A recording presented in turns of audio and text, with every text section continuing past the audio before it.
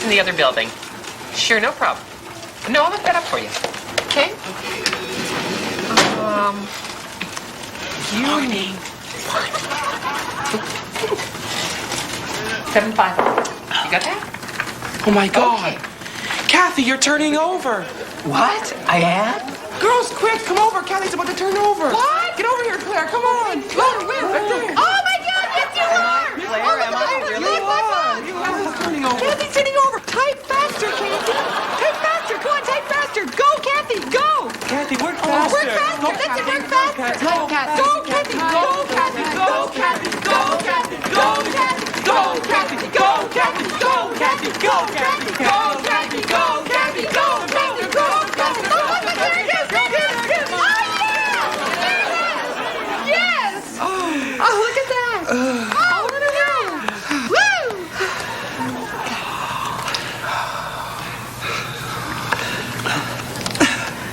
Back to work. Yes. Oh. That's okay, Kathy.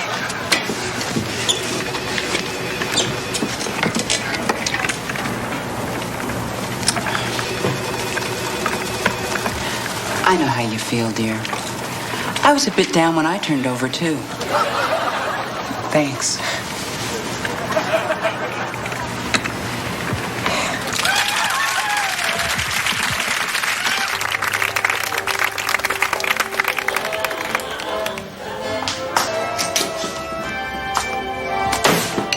Hi, Gordon.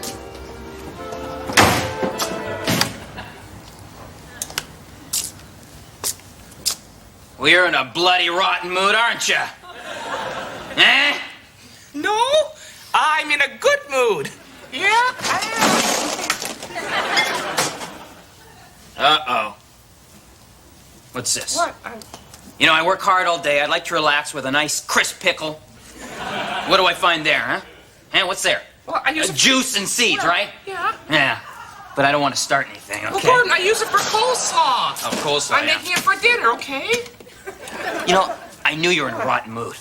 I got about a mile away from the house and I could just smell it. I've been in a good mood all day. Oh, great. You sit around all day wasting a good mood on an empty house. So when I get you, your mood is worn off. Or you've gone through another of those bizarre mood swings. I don't have mood swings. I have mood variations. Tiny increments that you can hardly notice. Yet you're in a bad mood now. Well, you're putting me in a bad mood by complaining about my good mood. What came first, the chicken or the egg? Huh? Oh, Gordon, I think I know what's going on here. You know what I think? I'll tell you what I think, Gordon. Here's what I think. I think you are in the bad mood. I do, you know. I am not in a bad mood. Oh? Then what sort of a mood are you in? No mood. No mood. No mood, I'm moodless. You're moodless, are you? See, That's insane, Gordon. That's like saying there's no weather. That you go outside and there's nothing. I'm sorry, woman, I only have one mood. One sturdy, dependable, all-encompassing, life-affirming mood. You know, I wish you were moody. You used to be moody. Now it seems you're always just in a bad mood. I refute your words, it's you. You even complain about my good moods. Well, your good moods are a shambles, you know that. You shove them down people's throats. Well, I ask you, Gordon, what's the use of having a good mood if you don't share it with the people that you love? Huh? Got you there. I got you there. That's for sure. Well, those who talk about it the most actually do it the least. Oh, well. You should feel like you're on top of the world, Gordon, because I am in such a rotten mood. Congratulations. You're right. I feel great. You tricked me. Now I've got your bad mood. And I got your good mood. Oh, every time I... How does it look on me, baby, huh? How does it look on me? I don't know what... Come on, here. You want to play with my gut? Come on, thump daddy's gut. Come on. You know what your problem is, woman? Yeah, what? You haven't been tuned. Come on, let me tune you. Let me tune your belly, mama. You are barking up the wrong tree. I'd rather be in a multiple car pileup. You are just lucky that I'm not armed. Because I am in a horrible, slaughtering mood. Why don't you do what you normally do? What would that be? Call your sister. Oh, Gordon, that's not my style. No, that's your side of the family. Remember that? Oh, yeah. Yeah, I don't do that. I don't. Yeah. I don't get off on that sort of thing. Well, I was going to call her anyway.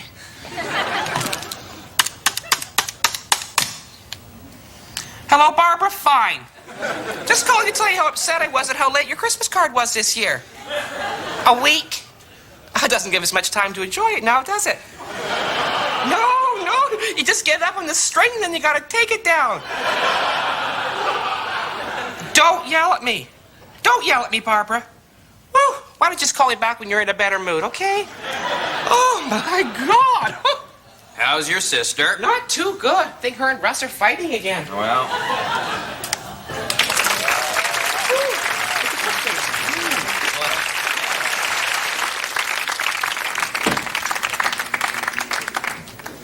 You wanted to see me, sir?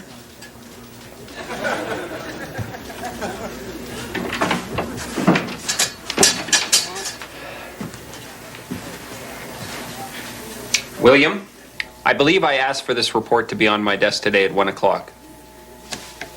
It's now 3:15, and my desk is empty. An empty desk is a sad desk. And if my desk is sad, then I'm sad. Right now, I think I'm looking at one of the laziest employees I've ever seen. And I think that... Don't touch my car. Don't touch my car, please. Okay? And I think that maybe you ought to try and make contact with that young man that once upon a time had the gumption to sit down with a matchbook and to put in his name and to mail off for a course in clerking. You're in a downward spiral, my friend. And if you continue on this downward spiral, you're going to find yourself at the bottom. Now, I happen to grade everyone who works for me. And out of 17 clerks in my employ, I rank you, there you are, 17th. Billy. Now, I know that perhaps you think that things aren't done the way you'd like them. Billy. Dreamer. I don't know if you remember, but yesterday I asked for you to bring in that report by 1 o'clock, and, it's 2:15-ish, and I was just wondering. No big deal. I was just wondering if you can get it in when it's, whenever it's done. Sort of. Kind of. Yeah. Nice car. Thank you, William. Thank you. Oh, by the way, I did my monthly report on the employees, and out of 17, you came, I believe, 8.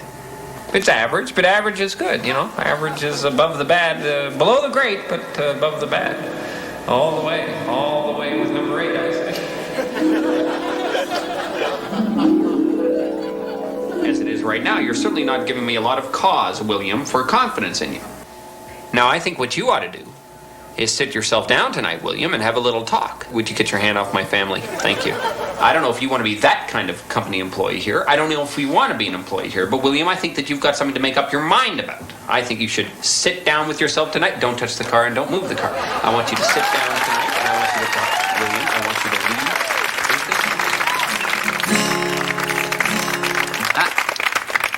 I'm just going to slow things down a little, play a few of my favorite folk songs. Just sort of take a breather from the comedy and sit back and feel the good feeling. It's not only about you, folks, but I, for one, am very happy to see the resurgence of folk music in this nation. That Tracy Chapman is going great guns, and Michelle Shocked, well, she's quite a promising young talent. And festivals dedicated to folk music are springing up all around this great nation like mushrooms. And I just couldn't be happier, because I ain't ever been a big fan of rock and roll music. Oh, maybe that makes me square, maybe I'm a little old-fashioned and out of touch, but I guess I'll have to live with that. Nope, for me, rock and roll music, and excuse me if this is corny, just gives off too many bad vibes. All I know is I never heard of anybody up for a murder charge and trying to pin it on Pete Seeger. And as near as I can remember, the Manson family never scribed in blood on a wall, "Skip to my loo." So I just want you to sit back and relax Because the acoustic guitar never did nobody no harm, no how.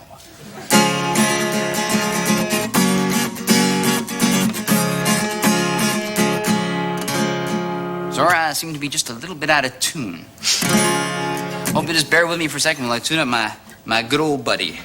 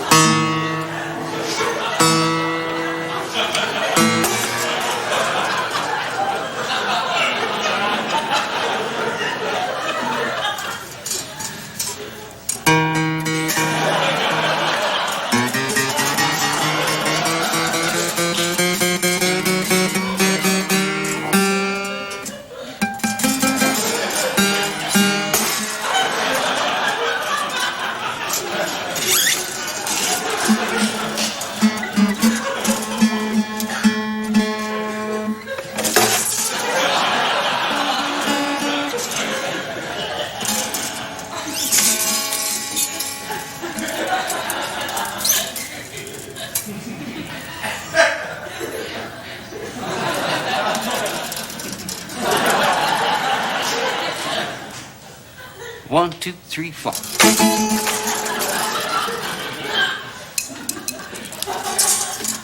What the hell, folks? Long live rock!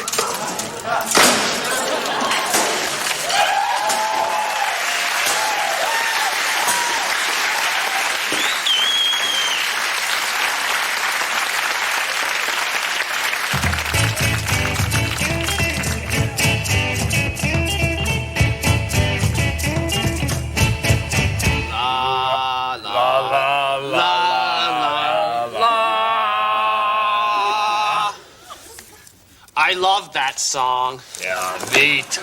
Yeah. God. I love show tunes. Me too. Yeah. Hey, Weston. Yeah. You know, I got a new scrapbook. Yeah, excellent. What's your category? I don't know. I was thinking of Hollywood victims of plastic surgery. Excellent. Isn't that good? I got a better one. What? How about who's gay in Hollywood? Wow, that's a great one. Excellent. Wow, yeah. Wow. Who is? Yeah, who is gay in Hollywood? Officially no one. No one. But really, who is? Do you know who is? Who? You know, the guy in that excellent upcoming action picture just now in wide release that we both agreed was important to see? Yeah? The guy who's billed third. Wow. Yeah, He's billed third, but he's in every scene. Conspiracy. For sure. Yeah. For sure. Is the guy who plays Mr. Clean gay? I don't know. Yeah. Probably, though. Yeah. Think about it. Classic Hollywood irony. Yeah. Guaranteed someone named Mr. Clean is performing the unspeakable vice of the Greeks. Of course. Of course. Yeah. You know what? He's probably doing it with... Virgil! What? The walls have ears. Jeez. Wow. He's probably doing it with... Yeah. Wow, him? Yeah. He doesn't act gay. Not on TV, but off screen and in private home videos secretly circulated from Studio Mandarin to Studio Mogul. It's a different story. Real flavor. Wow. Excellent. You know who else? Who? Benji. What? Yeah. No. He is. Biggest fruit on 4 feet. Wow. Yeah. He's sleeping with Pluto. No. Yeah, apparently after they brought Pluto back to life in Roger Rabbit, he went nuts. Hadn't had sex in years. Wow. Yeah, went through every canine stud in Hollywood. Finally met Benji at a party for Merv Griffin's prize Pekingese. La la. That slowed him down. Yeah. Yeah, it's excellent. Who else, though? Wait. What? It can't be. Pluto's a cartoon. Yeah. Yeah, I guess you're right. Yeah. You know who else? Who? For sure? What? Who? Oprah Winfrey. No. John Travolta. No. What about Tom Selleck? No. George Hamilton. No. But you wanted to say yes, didn't Boy, you? did I ever. Yeah. But you can't. He won't even touch himself. Sam Kinison? Maybe. Yeah. Maybe Leighton. Yeah. A lot of hostility. Yeah, maybe. Yeah. I know who really is. Who? But it's off the record. Okay. What? Yeah. Wow, that's a real shocker. Yeah. Wow. Who else knows? Her lover and me, as far as I know. Wow. Yeah. Are you sure about that? She's married, you know. Her husband? La-di-da. No. Yeah. And both the kids. Wow. Yeah. A lot of gays. Yeah, lesbians too. Wow. Though officially. None. No, not one. No. Never has been. Believe it. Yeah. La la la. La la la la la la la. What's that dance move from Cats? La la la la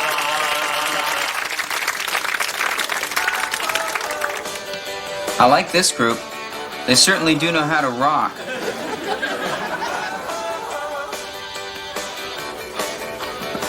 Wow. Imagine if the four of us ever learned how to play rock and roll instruments. We'd be the best band ever.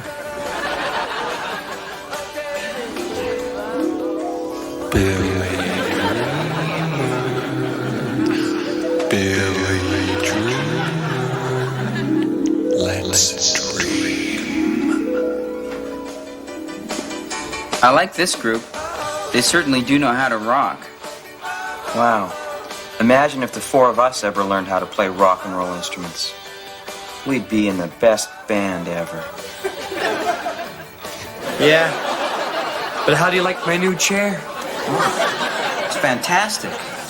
I love your new chair. Yeah, and I like your new TV, too. Maybe someday you'll get a color TV. Yeah. Life is just fine.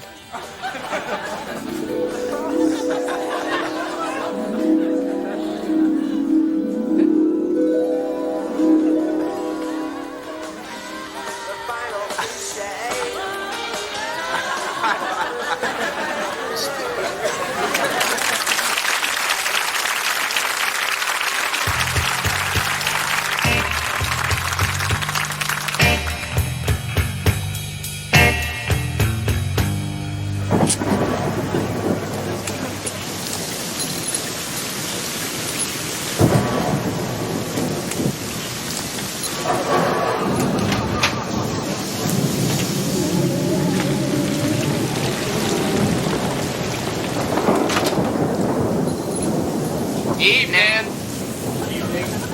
Good evening. Evening. Hey. Evening. Evening. Evening. So, I guess you'll be wanting a room then. Yeah, just for the night. I'm on my way to Biddeford. Oh, Biddeford's a lovely, lovely town. Yeah. Excuse me, I couldn't help but notice, but everyone here seems to be, Mutilated? Evening. Evening. Hey. Well, yeah. Well, you're quite right. In fact, I myself am missing a leg. I'm sorry, I guess I shouldn't have said anything. Oh, no, it's quite all right. We're really used to it around here. Oh, I mean, after all, it's not that often you see so many horribly disfigured people in one room now, is it? No, it isn't. No, well, I bet you're curious as to how this strange turn of events came to be. Actually, I am a bit curious. I thought Yes, you were I am. curious. I am. That's what I can usually tell. Well, Well, I guess I was the first to run afoul of the great beast. wow. Great beast. Mm-hmm. Yes, I was the first victim of Skora, the gentle shark. But if you're really interested, you should be talking to the captain there. Yes. Come over here, my boy. I'll buy you a drink and tell you my tale. What'll you have? Scotch and soda. Then rum it is, innkeeper. 2 glasses. I reached Woodstock on the second day of the festival. Janice was in all her glory. No, Captain. Your Skora story. Oh, Yes.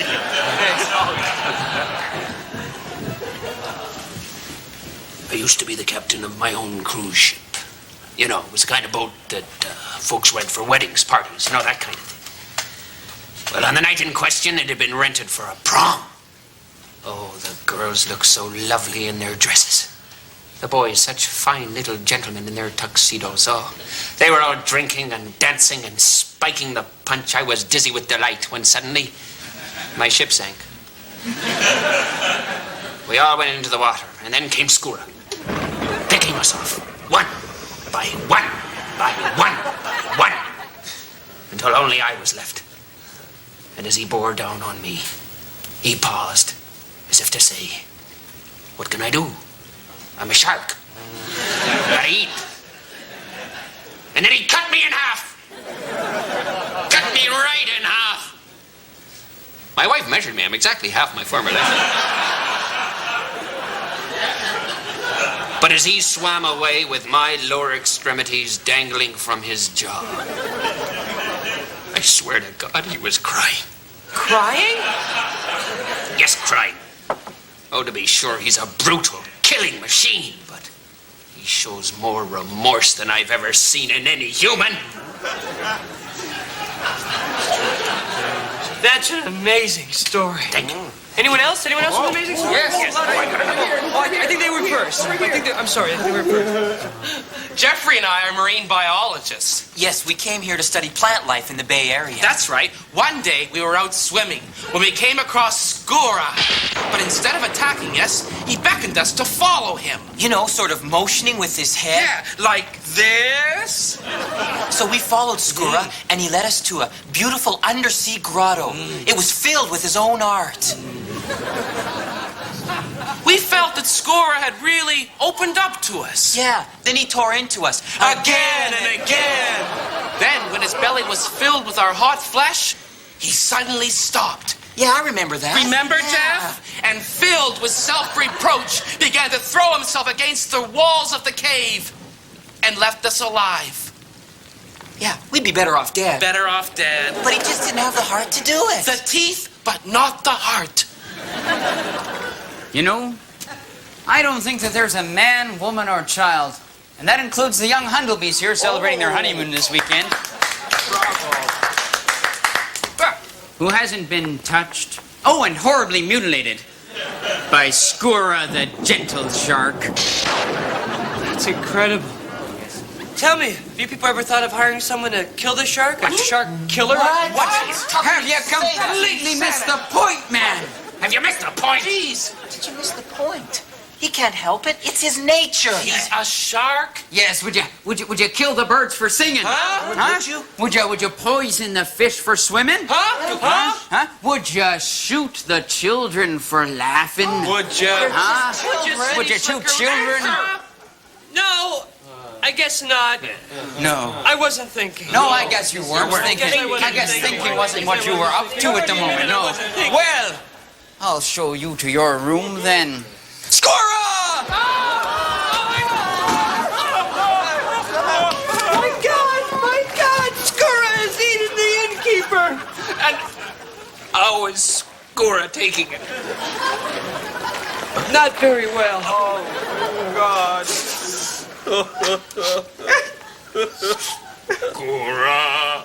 Skura. Sing! Skura the gentle shark.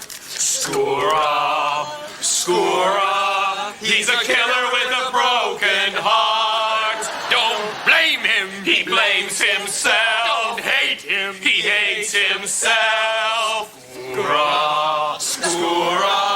Skura, the gentle shark.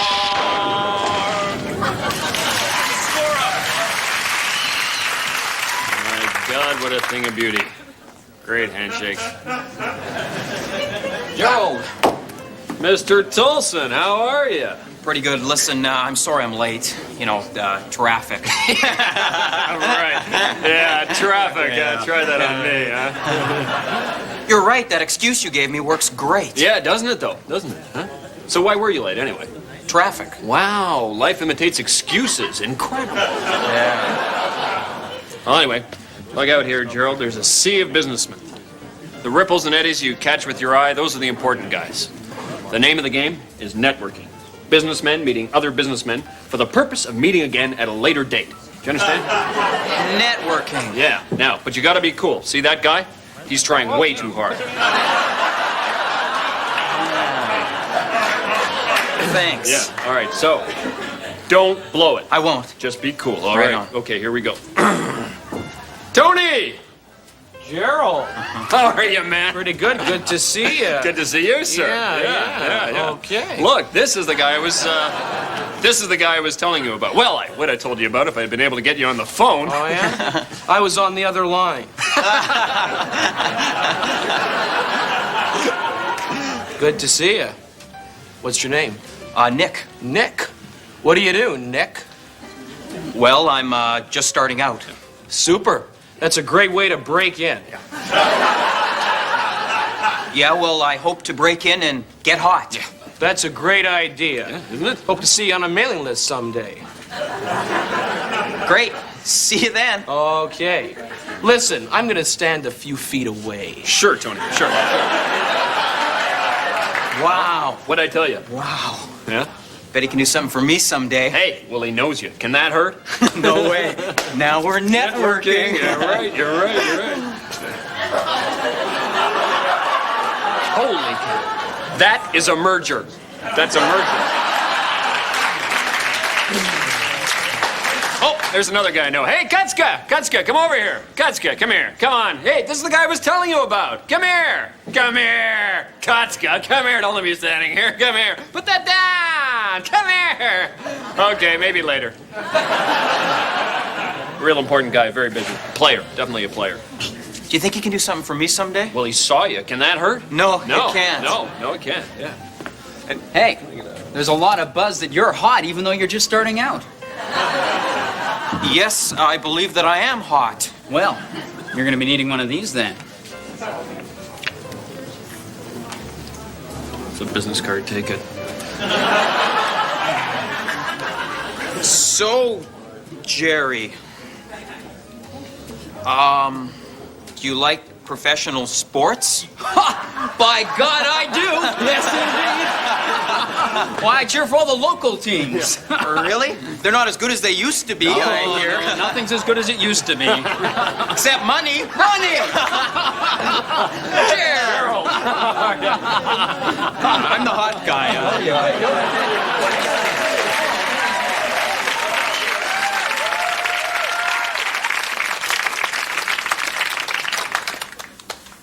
Lopez.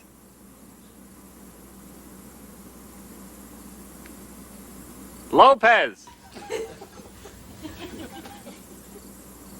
Lopez.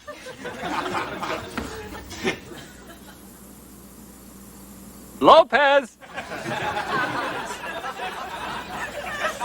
Lopez.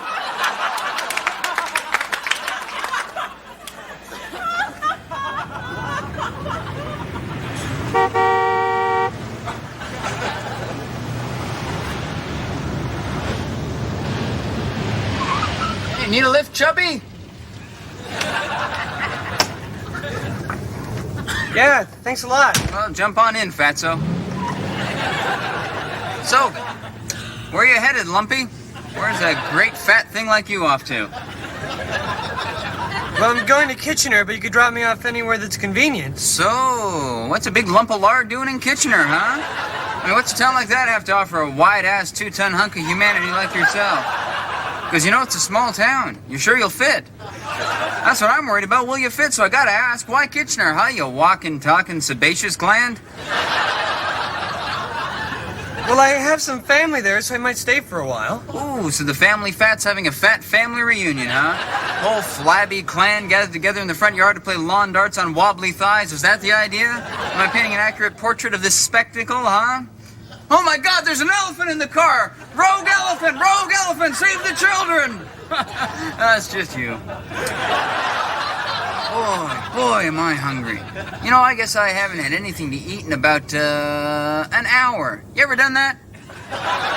You ever gone a whole hour without eating?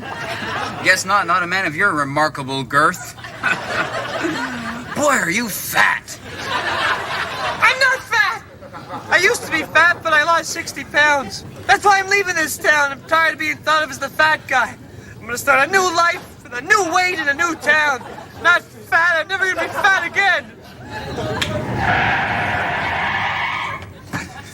Get the hell out of my car, fatso. Come on, drag your cavernous stretch marks out of my car. I'm not fat. Yeah, go shout it from the mountain. Wait a minute, you are the mountain. God, I hate fat people. I hate what it says about their personality. Would you look at that truck? Hey, why don't you get that fat thing off the road, you fat bastard? Jeez.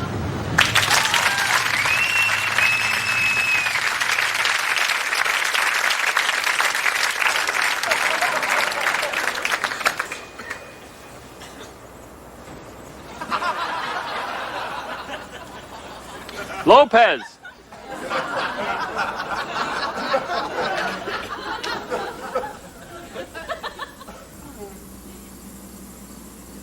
You in there, Lopez?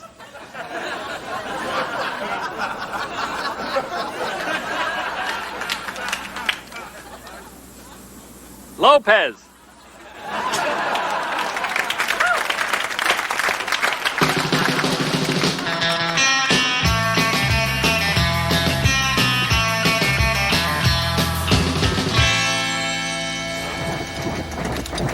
I'll have a chocolate glazed donut. I'll have a maple donut. I'll have a coconut donut. Oh, I'll have a plain donut. Have I said maple yet? Yeah. Better make that 2 maples. Look at you. You human crap holders. Your wrinkled faces wolfing down wrinkled crullers. Sitting there waiting for the donuts to turn day old. You're losers! Losers! Go home. Go home to your hot place and your dying cats. You're all hamsters on a treadmill, running, using oxygen, giving back nothing. If I were you, I would... Hey! You better stop before you say something you regret.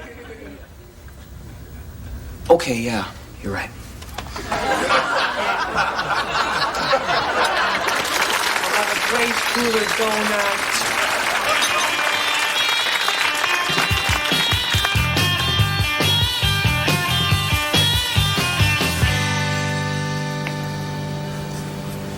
Can't believe that Mike is gone.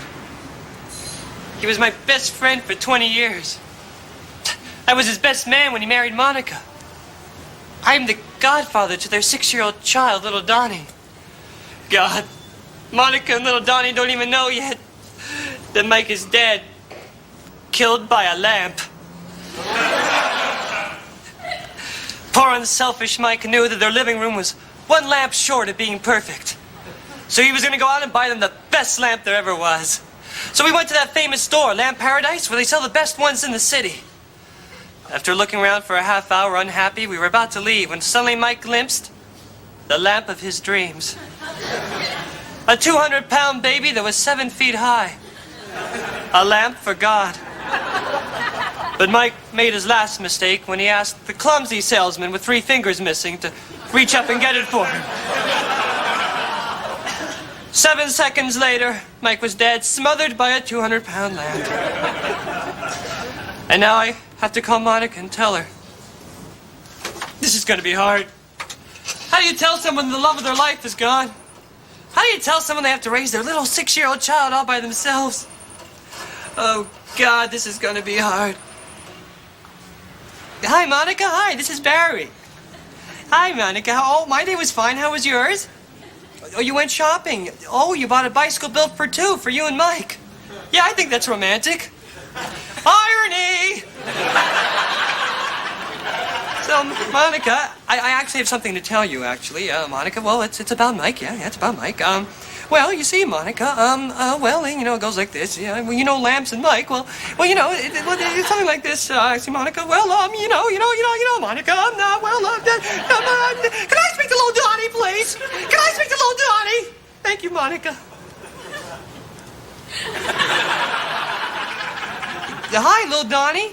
Hi, how you doing, kid? It's your Uncle Barry. How's it going, Tiger?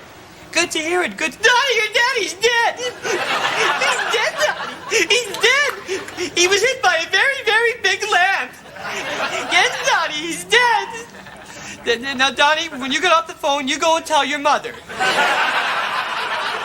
Thank you very much. Now, Donnie, do you understand what dead means? Right. Exactly. Like your goldfish last summer, the one that Mom buried in the backyard. You're never going to see your daddy again. I can't believe he's gone. I can't... What? Yeah, Donnie, I guess you're right. Death is a stark inevitability of life. I can't believe it. Huh? Yeah, I guess your father would want us to put a happy face on and go on with our lives. It's just that... Good point, Donnie. Good...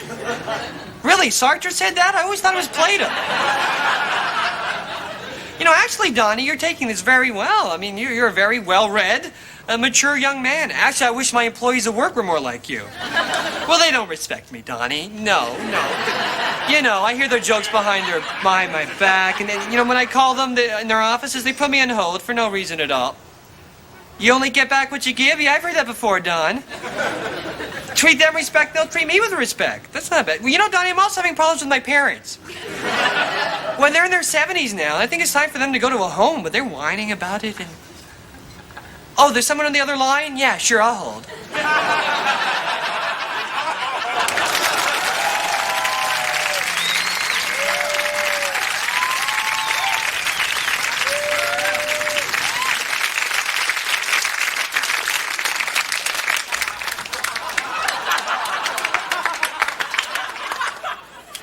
Lopez.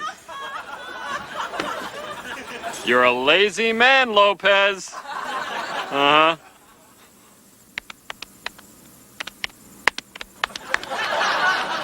Lopez is a lazy man. If anyone can sleep through the day and miss his work, that lazy Lopez man can.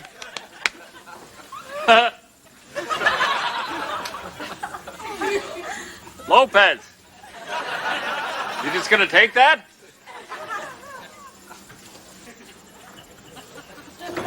Lopez!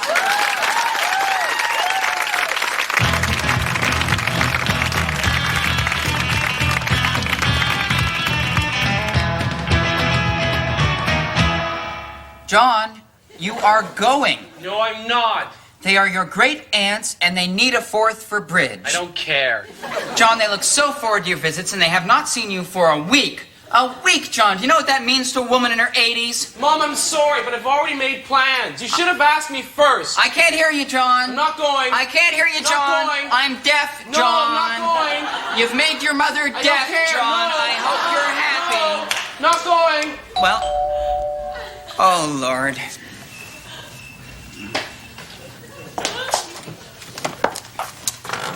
Hello. Hello? Is John home? Yes. May I speak to him? He's not feeling well. Maybe you should come back some other time. Ma? Is that for me? Yes. Teenagers, they bounce back so quickly. Yes, I know. I have 3 of my own. Oh, do you? Lakshmi! Hi, come on in. Great. What? Oh, Lakshmi, this is my mom. Mom, I'd like you to meet Lakshmi. So nice to meet you, Mrs. Maccabi. Pleased to meet you, too. Now, John, what are you? What is this? What? I mean, is this your idea of making the bed, John? Mom, I replaced the sheets. Well, that's hardly the point, John. Well, we better get a move on, eh? You want to get the best deal on those bagel nuts. Ah, yes. Parvati will be at the market today, and she's ruthless when there's a bargain to be had. Parvati. John, what? Can I talk to you for just a second? No, Mom, I'd love just a moment. No, I'd love John, to stop and chat. I'm in a big hurry, okay? Yes. Oh, well, don't worry, I'll be back as soon as the market closes, okay? Well, that's fine. Nice to meet you, Mrs. Maccabi. Well, pleasure. Okay, we're off. All right, well, bye. Oh, Mom, By the way, I'm becoming an Indian woman. See ya!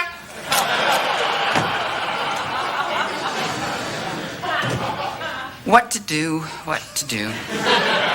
Oh!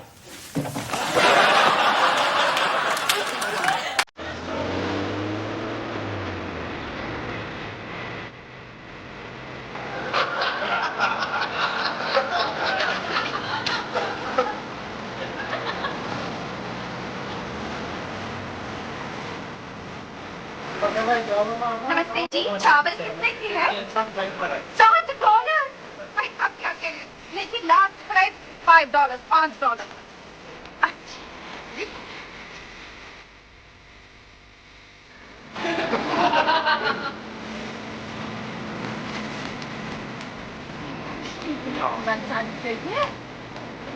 Oh, look at this.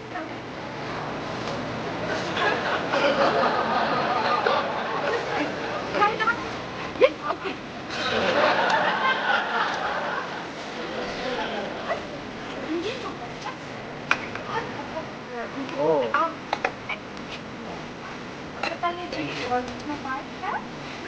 Samosa मेरा मेरा कुछ तो हम ऐसे ठीक है तो अरे अरे क्या कर रहे हो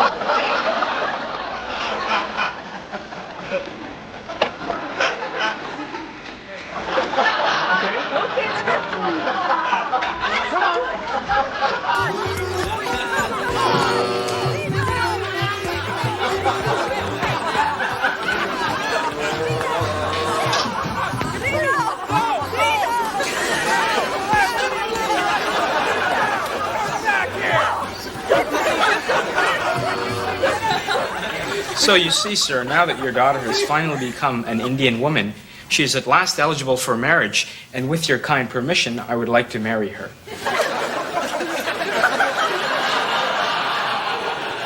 Well, well, well. Oh. Haji! Johnny! I made my proposal. Really? Oh, God. Well, isn't he great? John, your father has something that he would like to say to you. Isn't that right, Tom? Oh. Now, Tom, isn't that true? Good, Father.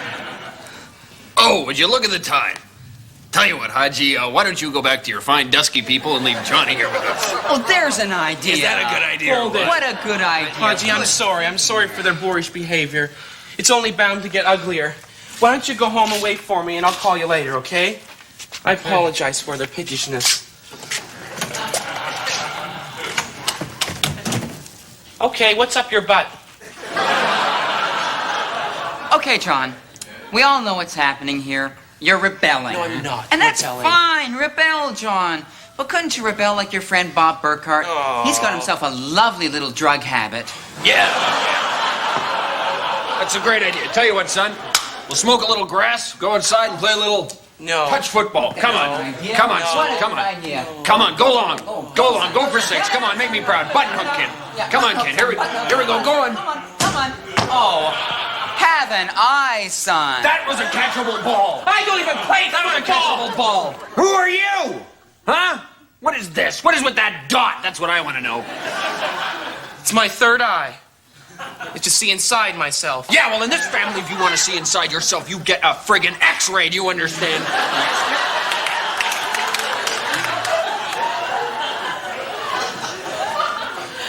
Mom and Dad, ever since I was young, I've always known one thing.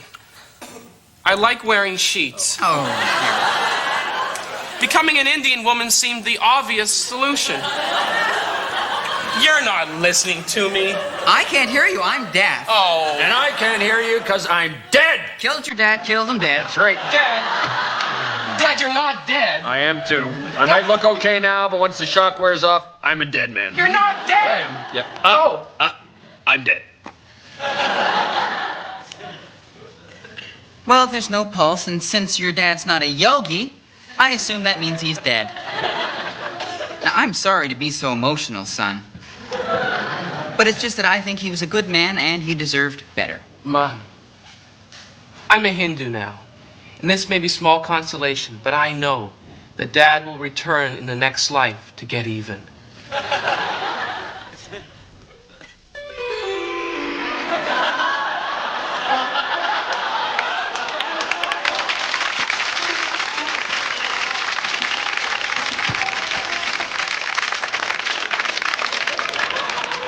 Lopez! Lopez! I know you're in there, Lopez.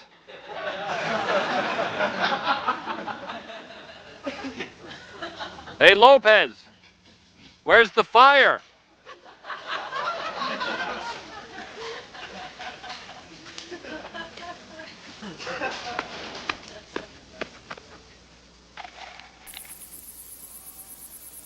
Lopez!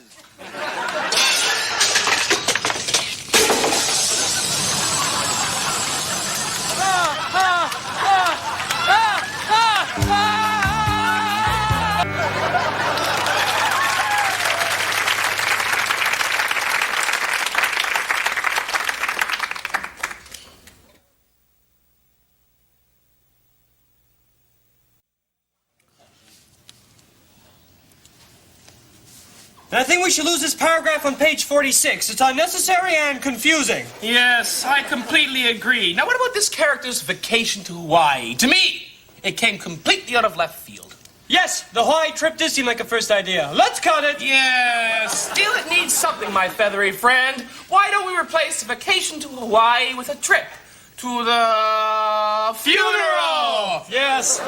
Good idea. The book was lacking in funerals anyway. Yes. Now, have you read the last chapter yet? God, no. God, neither have I. He never ends a book well anyway. Cut the last chapter!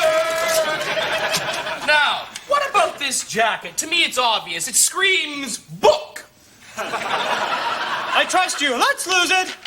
Done. Now, we need a break. Let's take a walk. Right. Left. Door. Open. Exit. And turn. How do you feel about that mailbox? Too red. Lose it. Feelings about the paper box? I like the box, hate the headlines. Lose the news. What do you think about that bike there? I like it. Oh. I think this neighborhood would look good in a fire. Lose the fire hydrant. Bingo. Bango. Bongo. There's something missing in this area. Needs a bit more red. Gain the flowers. Nice touch. Nice looking band. But a bad looking bass player. Next song! Oh, that bench. Get rid of it!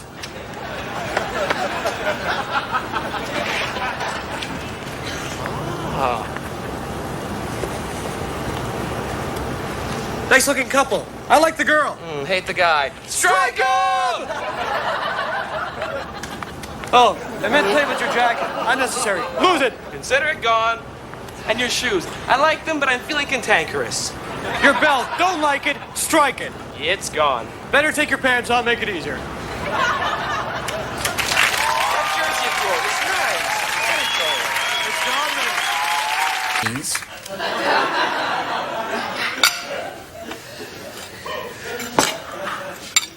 Should pass the milk. Would you stop the world?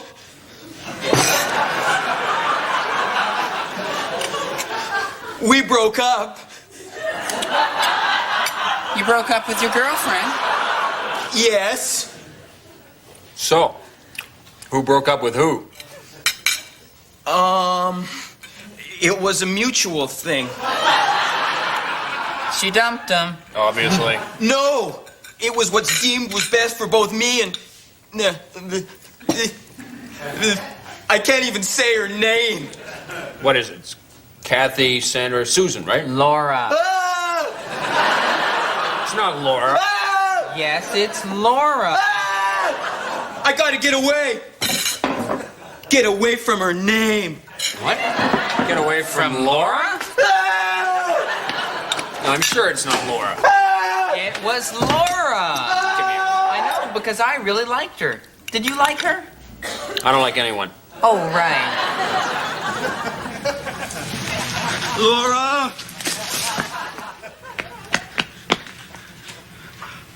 Laura!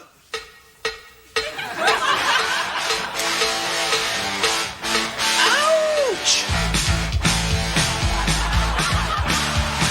Stop the world, we broke up. I'll get my records, then I'll get off. Love leaks out a crack in my head. She broke up and left me for dead. A real dear.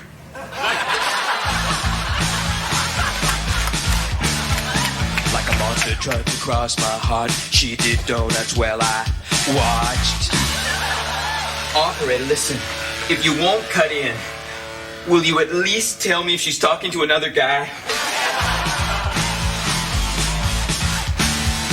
Gonna shave my head, start again. Join the army, move to Spain.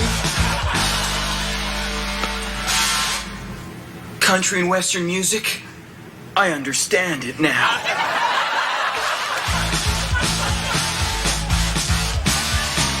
Run through the night, let it cleanse me.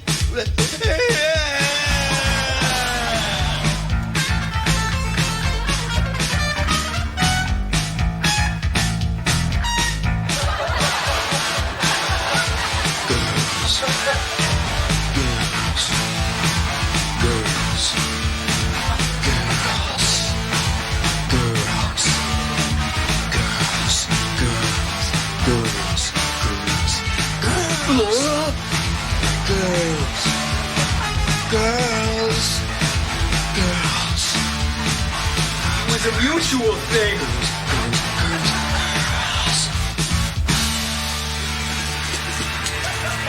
You may be free like her, but you're not. Laura.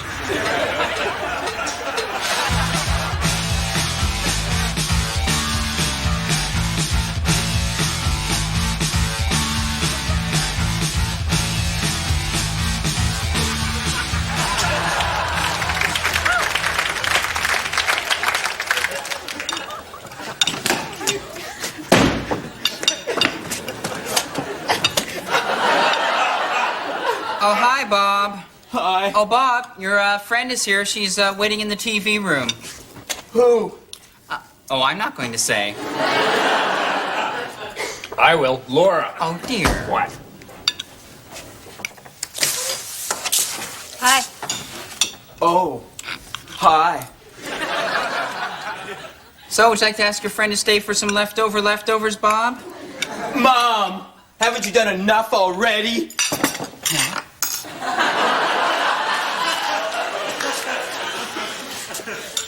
So?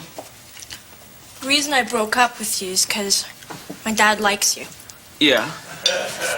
But I just found out he was only kidding. Oh. Huh. So? So? Well. Well? Anyway. So why don't you ask her if she'd like to get back together, Bob? Mom!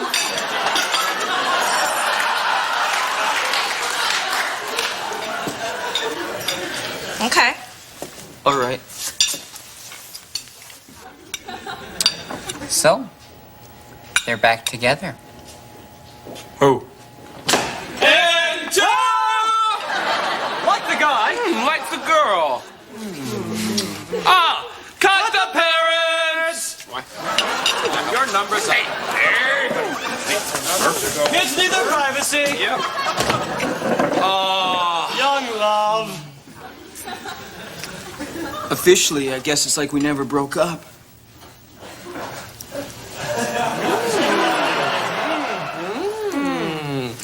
Cut the scene!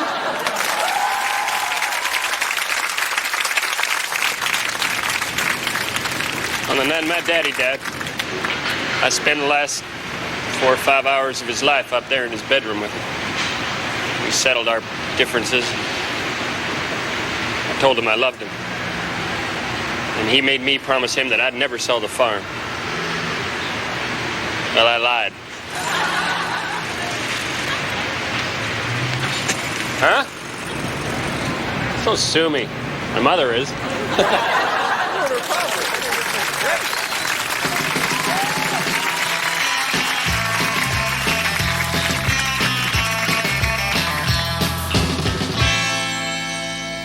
sorry I'm late, but I had the most wonderful experience. That's okay. Let's just play golf. Oh, I've got to tell you this. You'll never believe it. All right, all right. I was in my study, Yeah. doing my tax returns, when all of a sudden I felt pangs of pain along my left arm. Then it started becoming very difficult to breathe. Then all of a sudden, it went black, and I knew that I was dead. But it even got eerier after that. In the distance, I heard organ music. I think it was the overture from Joseph and his Technicolored Raincoat. I'm not sure. And then I started floating along a very beautifully lit hall, and I saw a giant hand that beckoning for you to come forward, right? Yes, yes. But before I could reach the hand, I pulled was violently back through the hallway. The next thing you knew, you were on an operating table surrounded by doctors. Yes, yes. Now these doctors told me you that you've been clinically dead for a few moments. Yes, it was the most amazing experience of your life, and it's left you even more aware of how precious life is. Blah, blah, blah, blah, blah. Can we play golf now? Oh, I'm sorry if my death and rebirth story bored you. Perhaps if I had some tits in my story, you would have been more interested. Death and tits, would I have done it? Wait a minute. Now, just a minute. I mean, the first time you came back from the other side, I thought it was the most phenomenal thing I'd ever heard. And the second time, I thought, wow, what are the odds? And then the next 4 times, I thought, well, it certainly is interesting that it happens so often. But yes, lately, I admit it, I'm bored. Can we play golf now? Well, I never thought I'd hear this from you. My best friend bored of all my deaths. They don't seem to be bored every time I'm on the Arsenio Hall show, but you don't want to hear about it. Well, look at it from my point of view, would you? What's your point of view? Well, say I had this really great chicken salad sandwich one day, right? Yeah? Right? And then I called you and I told you all about it. I'd be excited for you. All right. Now say I had a second great chicken salad sandwich and I called and I told you about that one. I think great. Lunchtime must be very happy for you. Terrific.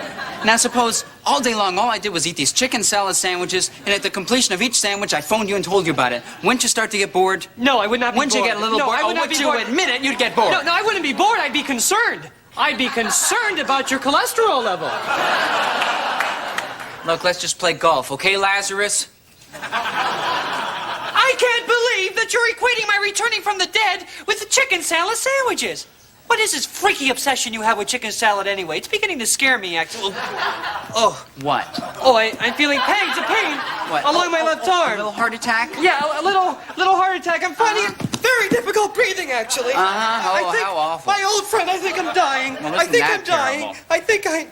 Oh, no, he's dead. He's dead again. Oh, no. Is that it, huh? Huh? You dead again, huh? Huh? Yes, I'm dead again. Wow. Now, this is neat. Yeah, nifty. Come on, this doesn't impress you? I've never been a ghost before. Well, I've seen it. Where have you seen it? The Ghost and Mrs. Muir. That was a movie. Was that a movie first? You are so stupid. Yeah, right. I'm stupid. I'm a moron. Yes, you are okay, a moron. 4. Wow! Now that was neat. Yeah, right. Jesus, did you find the first moon landing boring? Give me a call when you're alive again, okay? Oh, yeah, sure. See ya. Woo-hoo-hoo! Ignoramus! Well, I guess I better go call the ambulance.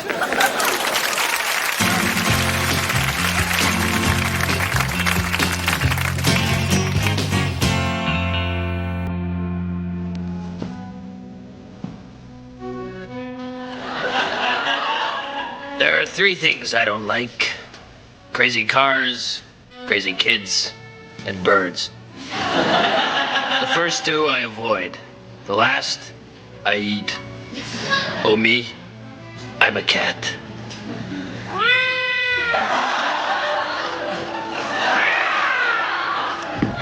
"10:53 a.m. I'm out in the backyard by the big tree. You know, the big tree, the cornerstone of my life, my big leafy friend. There's a bird around, but he's sticking to the upper branches, so I'm staying real still, motionless. In fact, when there's a bird around, I like to pretend that I'm a log.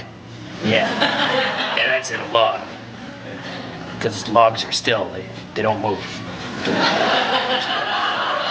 Take it, boys.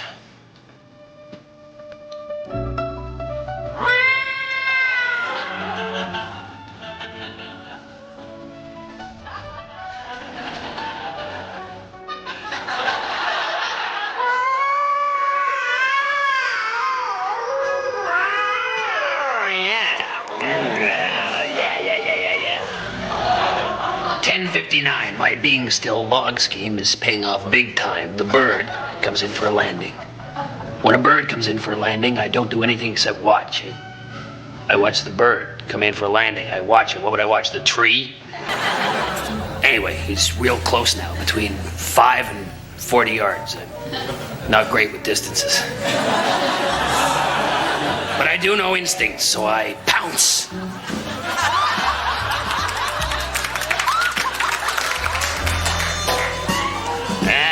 The bird flies up. Me, I can't. I can't fly. Cats can't fly. I'm a cat, don't you? Whoosh, you people, I swear to you. Well, you don't have to tell me. It's hell being a cat. Take it, boys.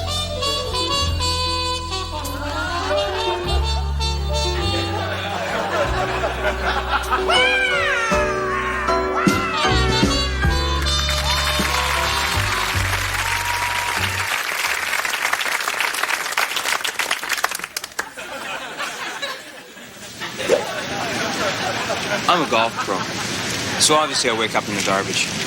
First thing I do in the morning is go across the street to the restaurant, you know, grab a guy by the throat and whisper something in his ear like, I don't know, I'm on fire, give me your hair. Then I let him go, you know, I chase a bus for a while, you know, a couple blocks, make sure it's not doing nothing I don't like, then I let it go. When I get bored, then I go up on a roof. I just howl at the city. You know, I love to howl at this big city. Then I come down, have a cup of coffee, and read the paper. Me? I'm a songwriter. You know, and that isn't easy. And although I've had some success in the past, you know, I had a song on the charts back in '79. You know, maybe you remember it.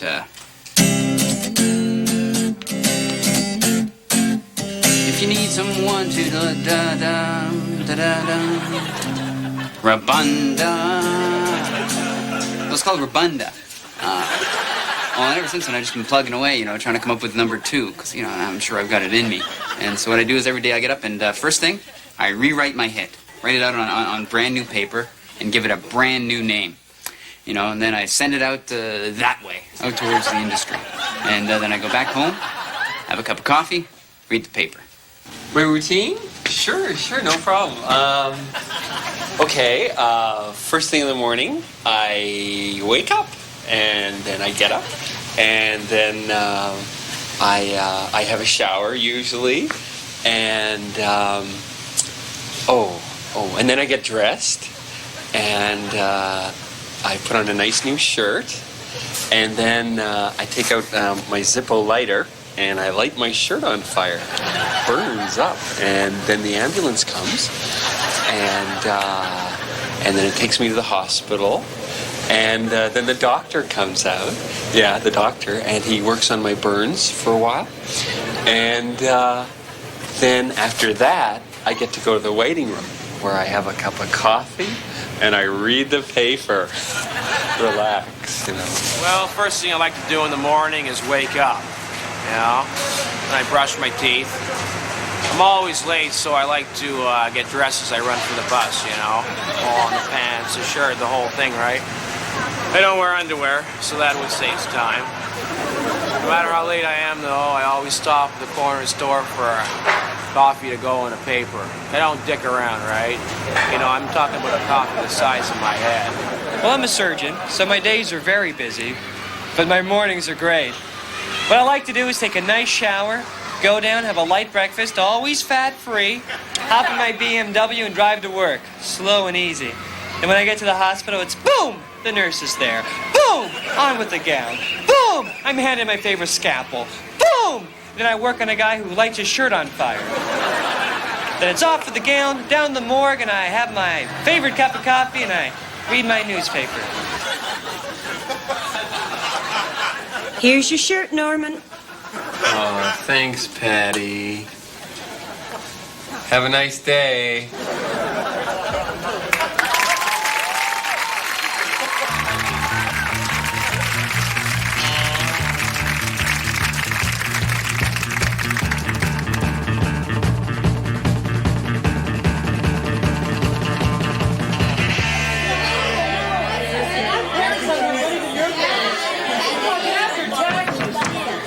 Class. Class, I think we're all gonna enjoy today's lesson. Because today we're gonna start to look at the Mesozoic era, and this is a personal favorite of mine. It's my favorite era in the Earth's history. It holds a lot of fond memories for me, even though I was hardly more than a boy at the time. Okay, moving along. The Mesozoic era, or the age of reptiles, as it is known, which lasted for about 155 million years, followed the Paleozoic, and during this period of time, the Earth began to look pretty much the way it does today. Ah, yes, McKechnie, you've got a question. Terrific. Yes, sir. About the Mesozoic era. Would it be fair to say that?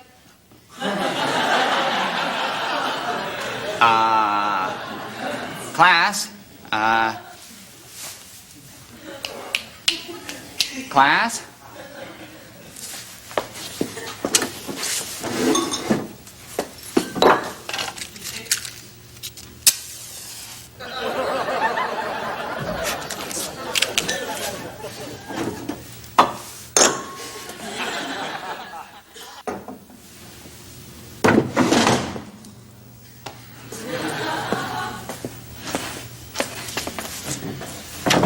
Darling. So, how do I look? Beautiful. As beautiful as you looked all those years ago in Budapest. Some wine. Thank you. Oh, those were heady times, were they not? You were eluding the KGB and me with orders to assassinate you. Yes, but you failed to complete that mission, didn't you, dear? Ah, darling. How could I kill the only man I've ever really loved? How long can you stay? Not long. Just a few more stolen moments of our forbidden love. Oh, darling, why don't we run away from the world and be married? No, they would never leave us alone. Damn them. Damn them all! Damn them all, indeed. Damn them! Damn. Why must their Cold War interfere with our hot love?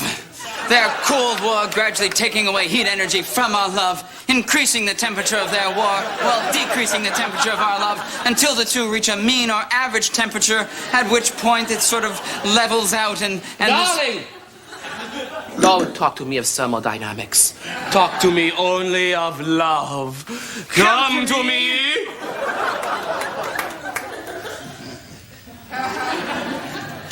Darling, yes. Yes. Yes, McKechnie, you have a question? Yes, sir. If she really loved you, wouldn't she leave her life of intrigue behind and come and live with you in a bungalow? Well, honey. No, please, I must kill. No, dear. Let me, dear. Well, McKechnie, that's a very interesting question, but it's very similar to asking igneous rock to become a sedimentary rock, which, although not impossible, would take a very long time and would require calling into play all of the various agents of erosion, which we all know are. You're still the best, darling. No, they found us out. We are undone. Quickly, you must run. No, I'm tired of running. What? In my tooth is a cyanide capsule, and when I bite down on it, I will end it all here in your arms. No. Yeah. No. Drop it. Drop it. Drop it, bad girl. Drop it. Drop it. Drop it. Oh, darling.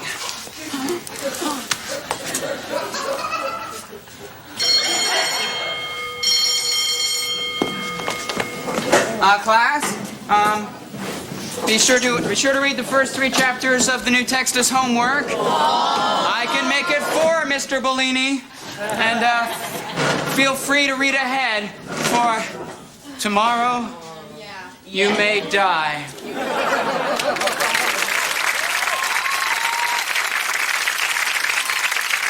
Cut the scene! What should we cut now? What about us? We're not interesting anymore. We never were. We bore we. Losers! Friends, Romans, countrymen, lend us your ears. We come to bury Caesar.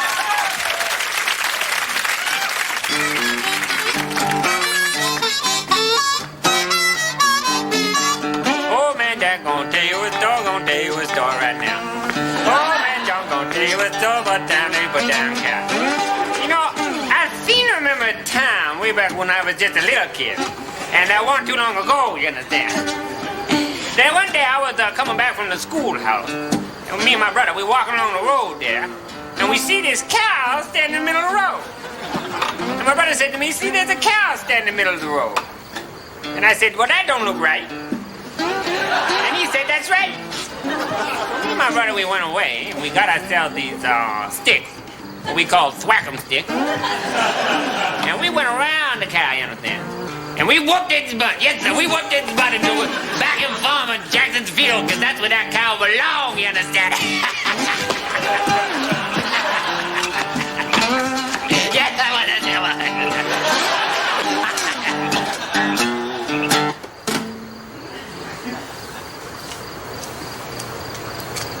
Well, I suppose you're wondering what the hell I'm doing. Imitating an 80-year-old blues guy like that. I guess it's not something I should be doing. I don't really know that much about the Southern blues experience, the whole Mississippi Delta thing, really. I'm from Vermont. It's not like that I wouldn't like to know more about the whole Southern blues thing. It's just that there weren't a lot of bluesmen around when I was growing up. They tend not to be skiers. I suppose culturally my roots are a little bit closer to the Pogues, but it's just not the same vibe. I mean, there's a certain feeling you get when you take one of those old blues albums you got in college and you lay it on the turntable, and then, you know, first thing you know... You know, I seem to remember a time, yeah, I do. I seem to remember a time, like the time that I was playing with Mississippi Fred McDowell down in Tennessee, you know. And we was playing a juke joint, as I remember. And at this juke joint, it was built out over an old liquor warehouse, you understand? And there was some barrels of bad liquor down the basement. Very volatile stuff, you know. So we was about halfway through our set that night, you understand?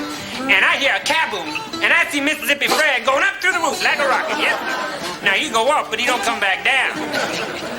I didn't see him like 9-10 years later until in Chicago I saw him again. He was playing the same song, too. And when I saw him, I jumped up on stage with him, and I said, come on, Mississippi Fred, let's hambo. Oh, yeah, we hambo down there. We hambo down. We hambo down there. Ow!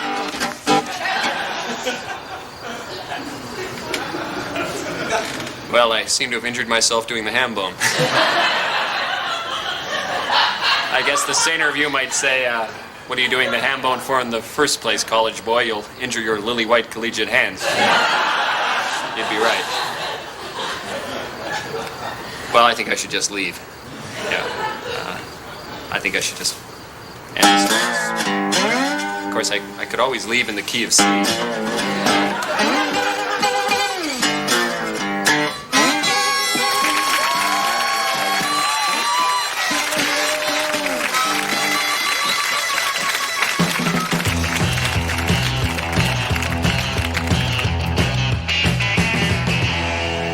So she got mad, threw a drink, and left. My God, you must have been covered in alcohol. Truthfully, I was. I love it when women throw drinks. I love it when they get drunk. But you forgave her. Yes, I had to. You see, she was a woman, and I happen to love all women. In fact, that's why she threw the drink.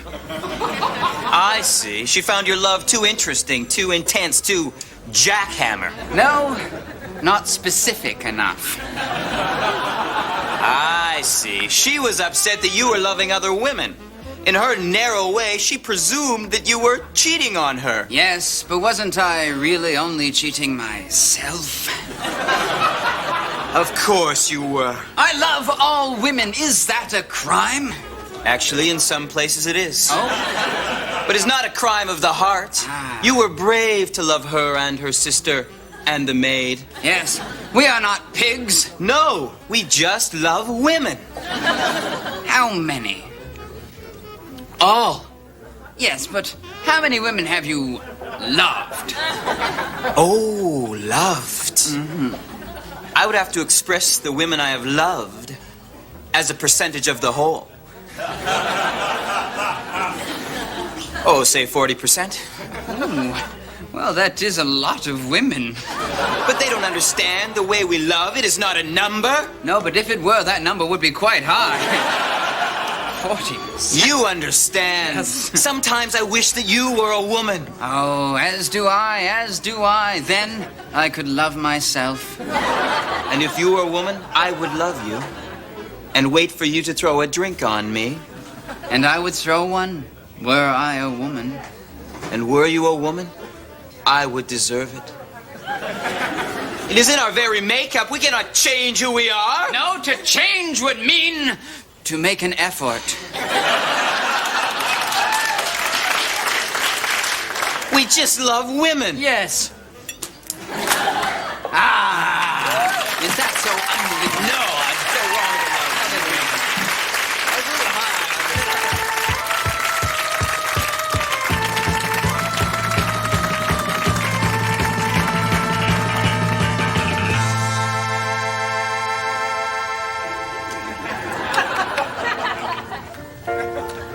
What I, Buddy Cole, love best about dinner parties is that moment when the conversation suddenly dies a horrible death. And some helpful wag pipes up with, if you were stranded on a desert island and you could only bring one book, record, and person, what would they be?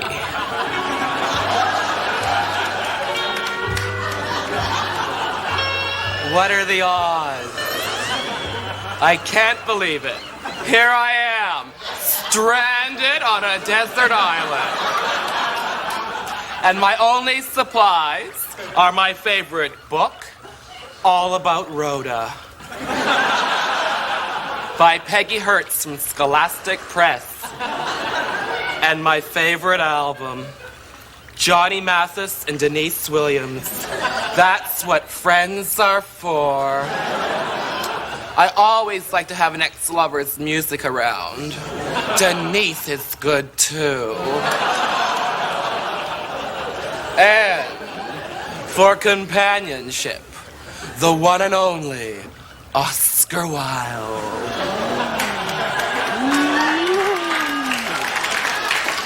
Oscar, say something funny. Shall I? Yes. Do your stuff. Do the wild thing. Well, buddy, I recall that as I lay dying in my deathbed, Yes. I came out of my stupor momentarily and declared with perfect aplomb, either that wallpaper goes or I do. Oh, that was rich, Oscar. Oh, gee. Oh, let me catch my breath for a second.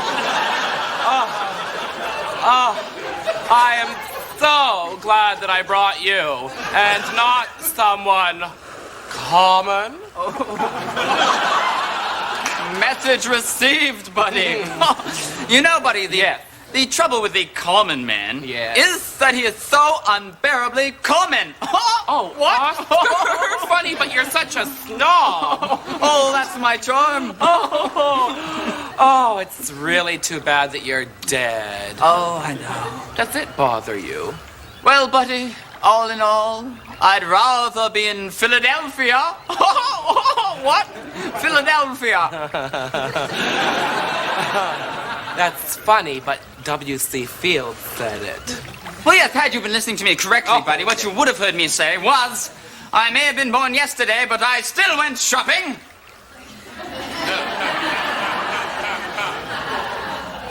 That was me. Oh, yes. Well, I seem to be getting a bit of laryngitis, buddy. I'm afraid there'll be no more quipping today. Oscar, please stop with the laryngitis nonsense. You're pathetic. You would never have lasted on television. I'll bet what you really said in your deathbed was something more like, shit! Well, buddy, I'm just going to go and try and find some honey for my throat. That's a good idea. And remember, it's a very small island, so stay out of my way, Gilligan. Oh, look, Rhoda. And while you're at it, do something about your hair. It's threatening to become more interesting than you. Speaking of traveling, That reminds me of the time that I was crossing the border into Albania, and some border guard asked me if I had anything to declare, and I said, "This is great. Only my genius."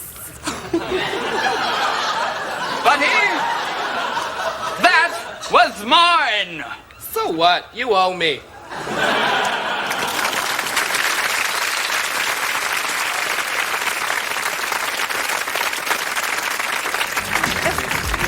Okay, I give up. I give up. Which one is Trixie? Which one is Mitzi again? I forget. I forget. Hey, wait. Where's your twin? Hey, Phil. How we get into the next bar? Oh, we'll take my car. All right. Uh-oh. Looks like trouble. Come on. Give me a break. Cars are so stupid. Oh, you know? yeah. Yeah, 100%. Hang on. Phil will handle it. Phil's a talker. Hey, officer, what's going on here? What's going on? Hey, come on, look. You don't want to ticket me. I'm a cop. Really? Yeah. Come on, it's okay to take the kid off the car. Yeah? Gonna have to see some ID first, officer. ID?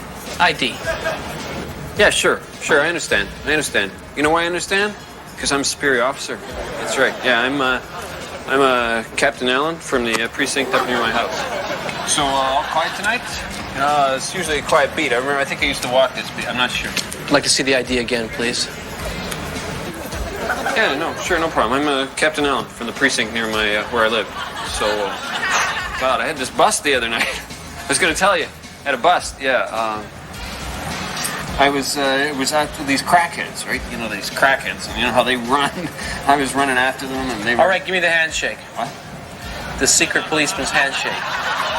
Give it to me. God, I've been a cop for so long. I don't know if I remember this. What the hell?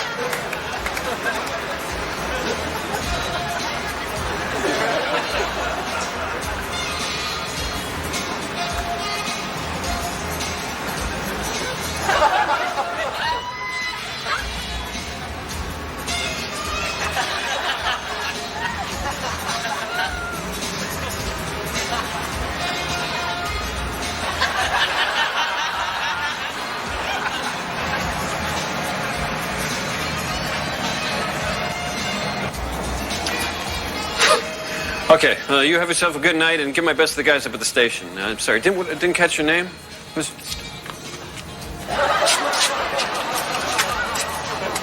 Okay, wait, where are we going? Wait, look, you are ruining a very expensive undercover operation.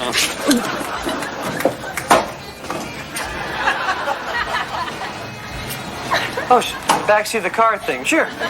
No, this isn't tragic.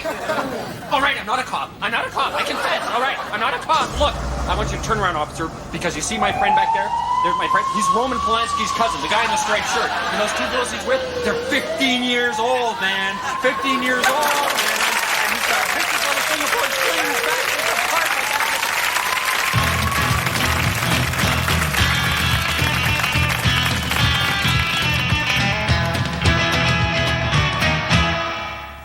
Excuse me. Seeing as you're under my car, does that mean it's not done yet? No, it means I'm still working on it. Well, then how am I supposed to get home? Sir, I don't know, but when your car's fucking ready, you're gonna fucking know, okay? Was that swearing at me? Yeah, I believe it was. Well, I'm gonna go across the street and drink some coffee, but I'm prepared to sleep here if I have to. Yeah.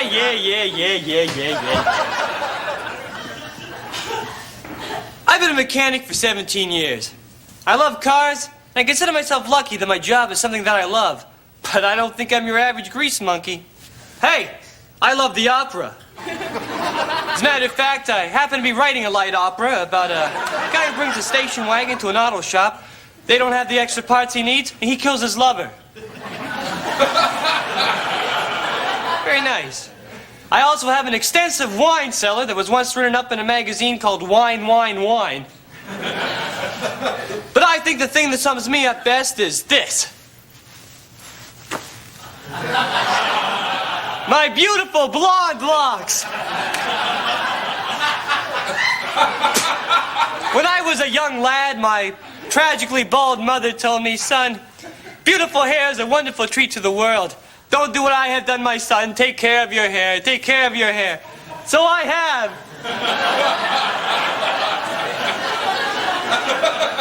And I think that I've added a different color to the typical perception one has of the garage mechanic. Hey, Russ. Hey, Russ. Hey, McGill. Hey, Paulo.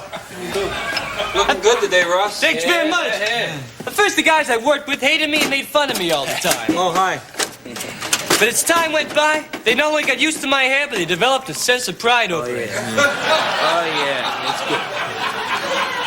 Hey, what are you doing? You pull his fucking roots out. Hey. You know, it's a piece of art here. Hey, excuse me. I think I know what I'm doing with the hairbrush, okay? Well, then don't use a fucking thing. I'm going to use a pick on his Guys, log. guys!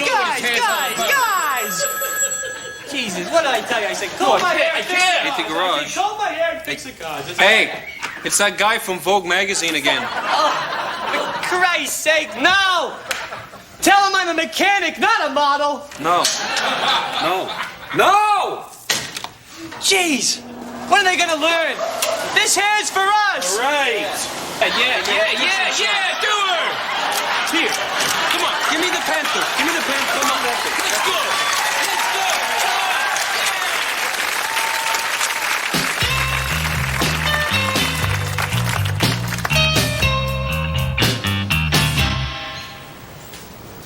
Is that what I think it is? Yes. Is that a baby? Yes, it is.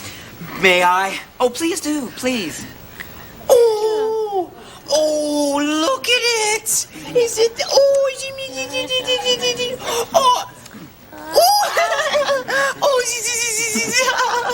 My wife's got a maternal instinct. Oh, I can see that.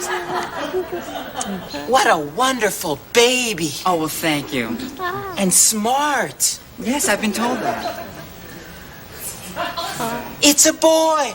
It's a wonderful, smart baby boy. This is the kind I was telling you about.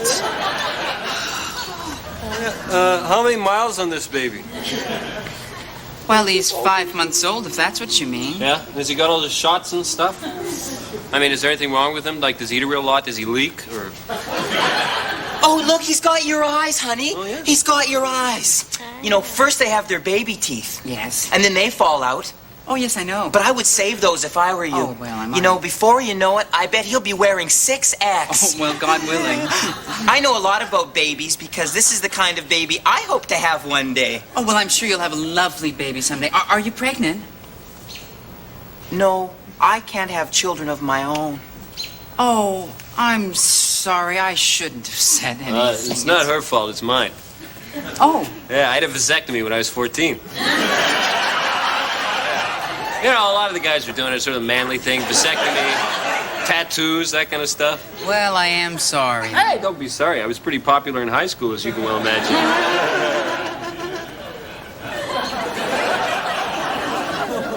Well, I really must be going now. Hey, I don't think my woman's done with your baby yet. No, I'm not. But I have to go. Great. She can leave the baby here with us. Oh, would you? That would be so nice. Yeah. We could play and sing. No, I don't think that's such a good idea. Wait, are you telling me that you don't think my woman's good with children? No, that's not what I'm saying. No, it's just that I really have to go. They call them bouncing baby boys, but they don't bounce, you know. Please. They just plop. Don't you find that out the hard way? Please put my baby down. Excuse me. Honey, is this the one or not? I'm not sure. The other one was so nice, too. He has an inner ear dysfunction. What? He has an inner ear dysfunction. The doctors say it could result in a 40% loss of hearing. And they think there's something wrong with his neck. Something horribly wrong with his neck. Well, buyer beware, honey. I think she's just saying that. I have a very good feeling about this child. I think this is the one that's what you said about the Vega GT. Remember that rotten car? Listen, give me back my baby. Hey, No, just get your name on it. My baby. No, Give me back my baby. Come on. Just give me the... No, give it to me. Give it to me. There's only one way to settle this. Okay? We'll let the baby decide. What? Oh, give me that. Okay, little guy. Which one of these nice women would you like to be your mom?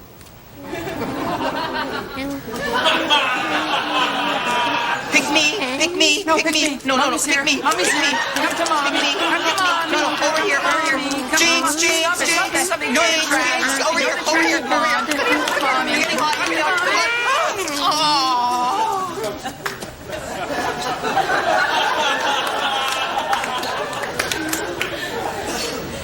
What? Fair's fair, honey. Hey, look! Hey, she left the carriage. Look at this. Come on, we can throw some blankets in there, tell people the baby's sleeping. I don't think we'll ever have a baby. It's God's will. I feel empty. You are. Come on, I like this more than the Vega. Come on, look at this. Convertible. Kathy, you there? Yeah? Oh, God. Wednesday, huh? Oh, yeah, I hate them. Oh, I loathe them. Oh, God, Wednesdays. I hate Wednesday. You know what part I hate the most about Wednesday? 3 to 4 p.m. Oh, I know. I know that's when I'm gonna die. Oh. I just know it. It's the worst. Well, back to that 4-letter word. Work. Hi. Hi. Hi, new guy. Oh. Hi. It's Howard, actually. Howard. Hi, Howard. Hi. Hi. Hi. Howard. Hi, Howard. I'm Kathy. Oh. And I'm Kathy. Yeah. Oh. Well, I'll try to remember that, although I'm not really very good with names.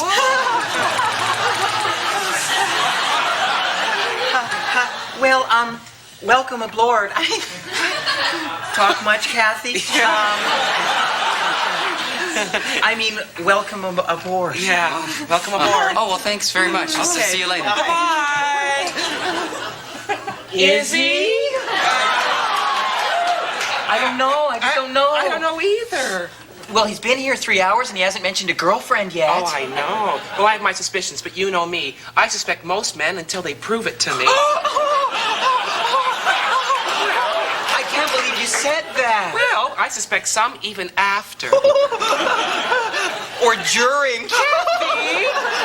Kathy Lassiter, I can't believe you. It's not even Friday.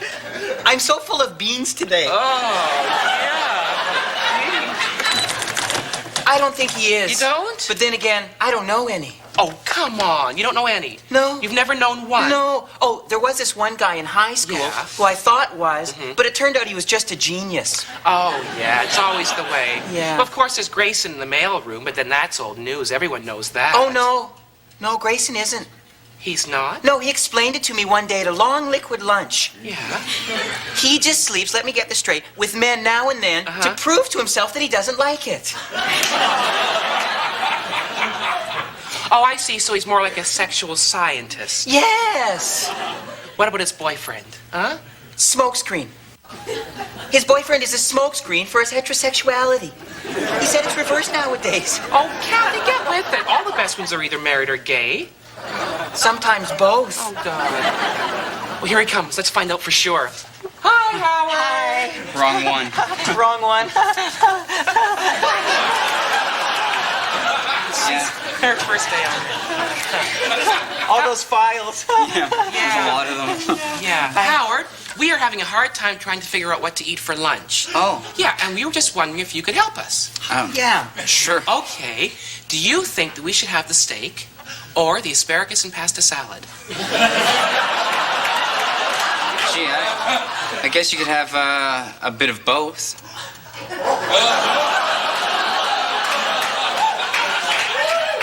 And then what should we have to drink? Yeah. I don't know, a beer? Or a glass of white wine is nice, I find. Thanks. Oh, you're welcome. He's bi! God, worst case scenario. No, he can't be. He's just too good looking. I won't admit that. No, Kathy, no. Kathy, look at me. The proof is in the pasta. Well, is he? We have to know. Yeah. We don't know yet. We're not sure. Give us time. How much time do you need? I don't know. What does your gut instinct? Hello? Shh. Okay. Miss Robson? We don't know yet. Just hold. She's breathing down our nest. Check his matches. What we do is check his matches. Look at his finger, and if there's a... Well, that's it for the coffee fund meeting. Yes.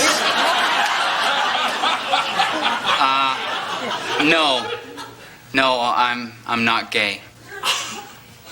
So, who cares? It doesn't matter to us at all. Just for the record. Oh, your house so square. Yeah. Yeah.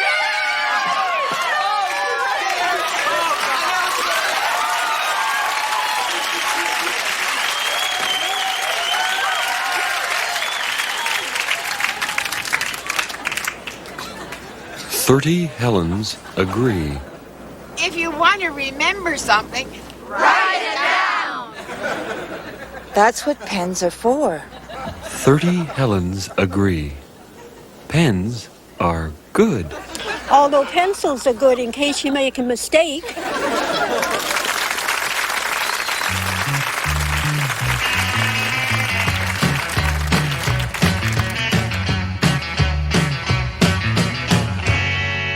Good evening. Graduating class of the Ontario College of Art.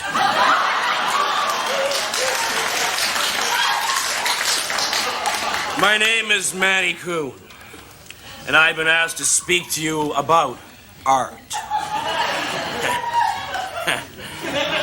Yeah, when I look out over your sea of vacant faces, I feel like to puke. Because I don't think any of you have suffered. Not like old Manny Kuhn here has suffered. I was born in a brothel in a town which now no longer exists. When I was born, my mother mistook the afterbirth as my twin. And the cuter one, too, apparently. As I was immediately sold to the cleaning woman for a stamp.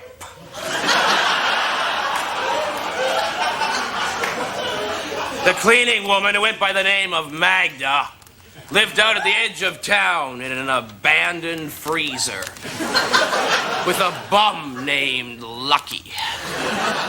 Magda and Lucky used to fight over whose turn it was to beat me. So, to distract myself from the misery of my surroundings, I began to draw. And I drew whenever I could get my hands on. Flattened Kleenex boxes, tin cans, fruit. But nothing fresh. I never had a piece of fresh fruit until I was 21. And it was a lime. I still take the existence of peaches on hearsay. I was kicked out of the freezer when I reached puberty, so I hit the open road in search of fame and fortune. For the next 10 years, I wandered, sort of like that German Shepherd hobo. Except I don't lick strangers' faces unless I'm fucking them.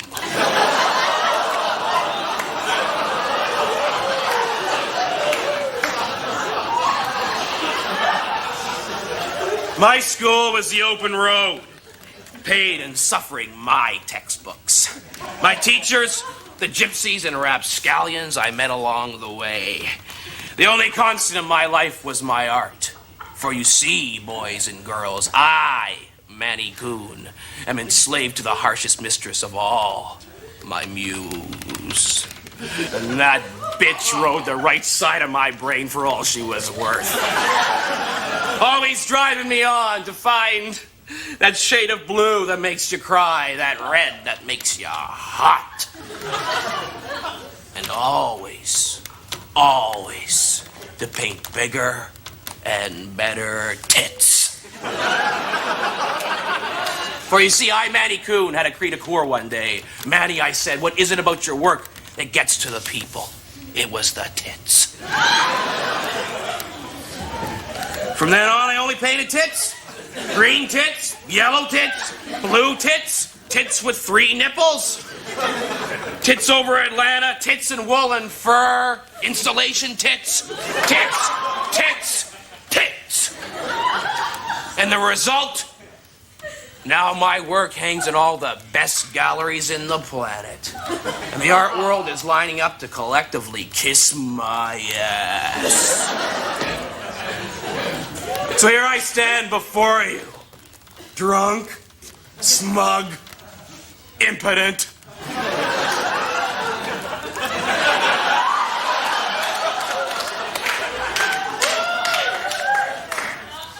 The only way I can come is to be hit by a bus. And I'm supposed to give you advice about art. The only advice I can give you is every morning when you get up, paint something. I don't care what it is. A bottle of wine, a carrot, your favorite member of Menudo.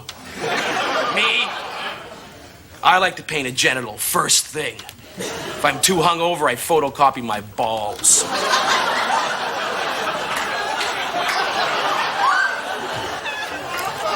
If you're worried about chromosome damage, don't bother. Artists shouldn't have kids. I don't really give a shit what you do. Just don't do it in my living room. Good luck.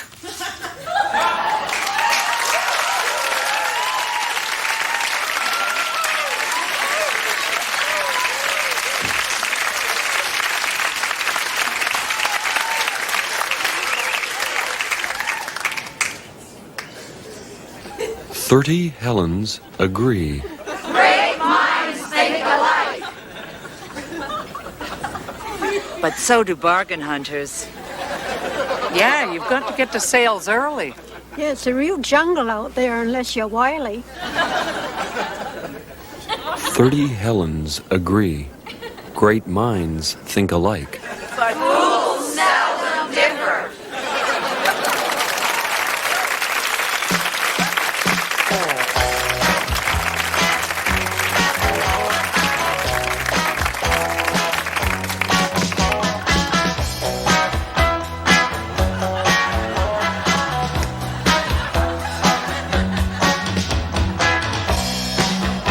That's the best bass player I ever heard.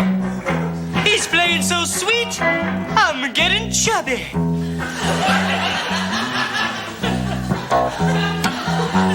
you know what I like best about the bass player? His neck.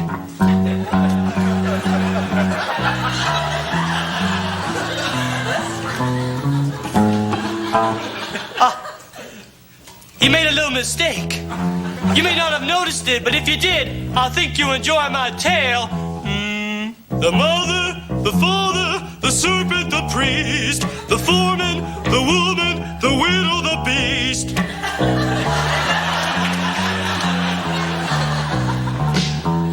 Hey, bass player! Look at the bass player! Look at that smile! There's sadness in that smile! Look at that chord structure! There's sadness in that chord structure!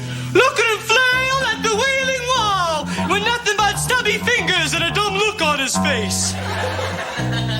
He don't know it, but he's balding. Spiritually.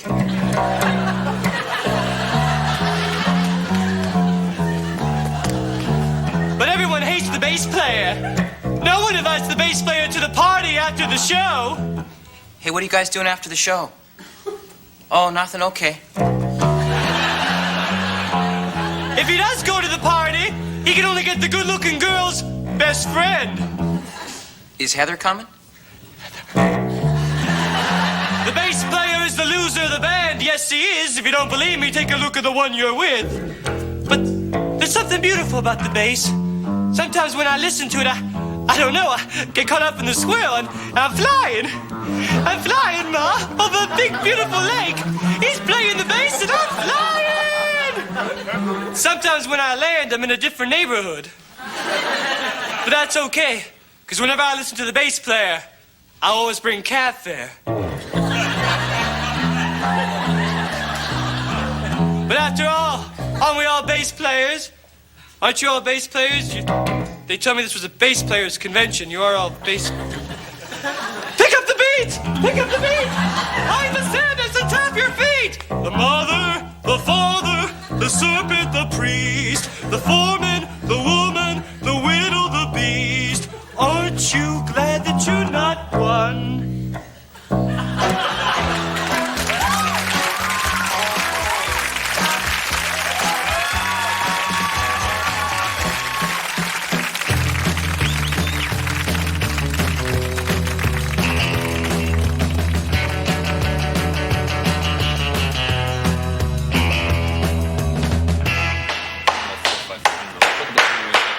Back there. All right.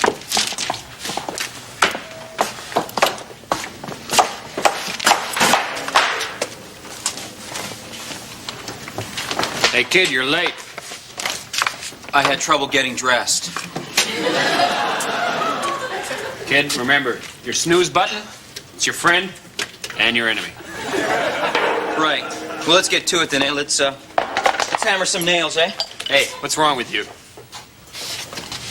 I hate this job. I'm in a rut deep enough to hang up posters. So why don't you quit? I can't. The only thing worse than having a job is looking for one. Thought I recognized that look. What look? The look of a guy who's daydreaming about a disabling but non-crippling injury. How did you know? Hey, I'm a foreman. How old are you, kid? 17? 18? 29.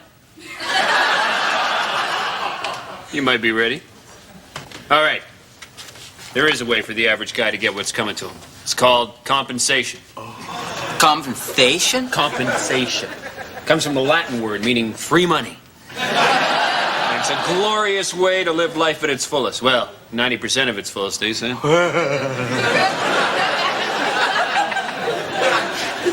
Compensation is a river of goodness flowing through the industrial heartland of America, dispensing its bounty to the blue-collar hero brave enough to lap at its shores.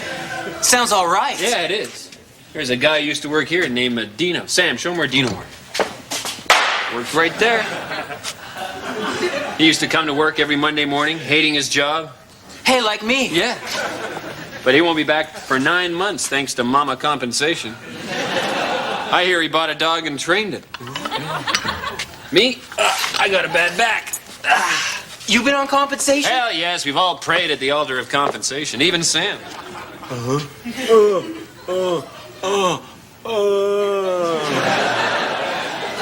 Well, when am I gonna get some? Hey, it's not that easy. Compensation, she's a bitch goddess. She gives with one hand, she takes away with the other. Understand? I knew this guy. Have a seat. He worked one of those cushy factory jobs. You know what I'm talking about? He used to cut pipe as it came off the assembly line. Blade cutter, you know. Ka-chunk, ka-chunk. Let the pipe go through. Ka-chunk, ka-chunk. Count to 2. What'd that pay? $11.40 an hour. Wow. But one night, he's working overtime. Real hard. They don't know what it was. Maybe it was the drugs, the noise, pollution. But he starts hearing voices, right? Ka-chunk, ka-chunk. Hey, man, take a vacation. Ka-chunk, ka-chunk. Get on compensation. Ka-chunk, ka-chunk. Give me your hand. Ka-chunk, ka-chunk. Give me your hand. Ka-chunk, ka-chunk. And he does. Ka-chunk. He thought he had it all figured out. Yeah. Do you know where he was the next day? Yeah. He was getting drunk in Hawaii.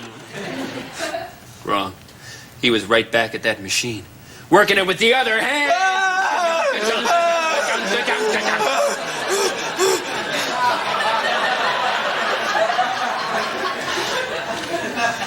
So what's it gonna be? I want in. I just gotta be smart. Yeah? How? I'll shoot off my foot with my brother's crossbow. No, it's gotta happen at work. Come on, you're a laborer. Use your imagination. I'll drink 40 gallons of this varnish. No, it's gotta look like an accident. I'll tell him I was really thirsty. Look at Sam's hammer. Doesn't that give you any ideas? I can club myself in the head with Sam's hammer. Better yet, if you ask him real nice, he might do it for you. You sent more than one blue-collar brother down soap opera lane. Sam, will you club me with your claw hammer? Sure.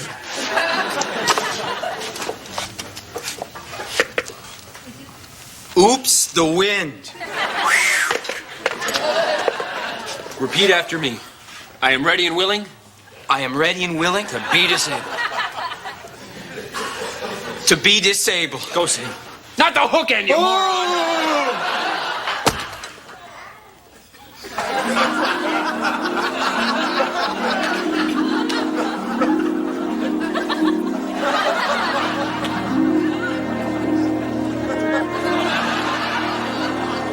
'Hey guys, thanks for hurting me.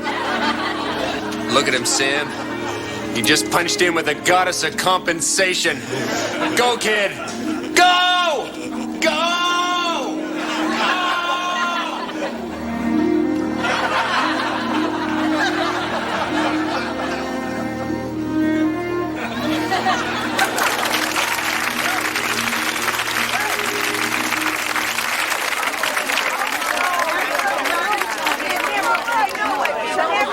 30 Helens can't agree. Hey! Can't we just agree to disagree? 30 Helens agree to disagree.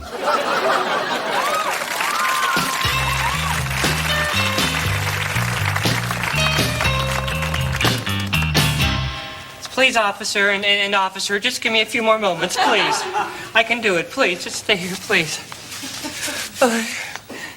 Henry, open this door right now! No!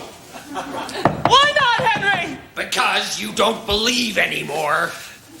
Untrue, Henry, untrue. Go away, you infidel, you heathen, you unbeliever. I do believe, Henry, I do believe in it. No, you don't. By the way you glared at it this morning, it's very, very clear to me that you stopped believing in the power of my cock, haven't you? You've lost faith in my little cock, haven't you? I am well acquainted with the power of your cock. Don't be obscene. I'm sorry, Henry. I wasn't trying to be obscene. Henry, please, Henry, come to the door. And we'll have a nice little chat. Oh, just the two of us? Yes. So my cock isn't invited, eh? Oh, no. Bring your cock along. Your cock is welcome. Just open the door, Henry. Open the door. You don't believe that my cock can really change this city, do you? I do believe, Henry, 100%, all the way. I believe. Well, then, if you're such a fan, then, cock quiz, cock quiz. Unfair, Henry. You know I'm no good at trivia. Too late. First question. What player for the Pittsburgh Steelers was famous for the immaculate reception and wore jersey number 32? Franco Harris or my cock? Your cock? Damn right. Damn right.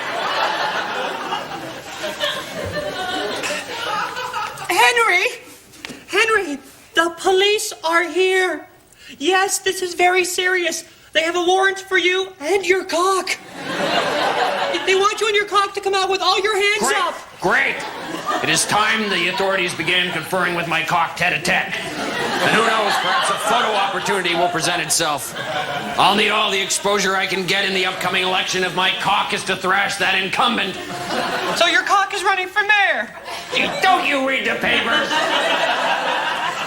I see a great future for this country.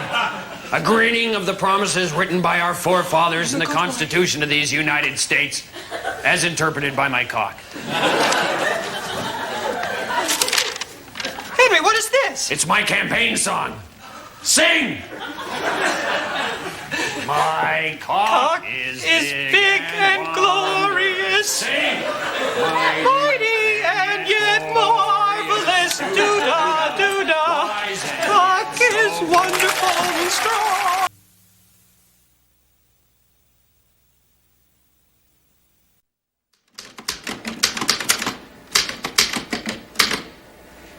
That's it.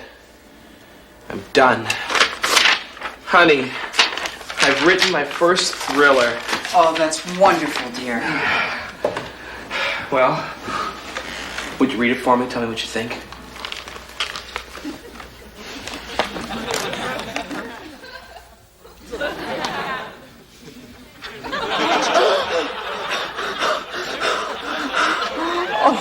Oh, I think you've done it, dear. I think you've really done it. Really? You think so? Oh, I'm so proud of you.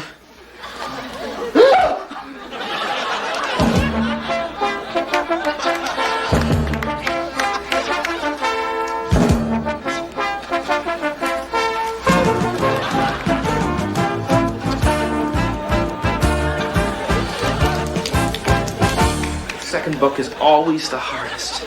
God, it's got to be great. If it isn't any good, they'll just say that my first book was just a fluke. I've got it. I've got it, yes. Yes. Yes.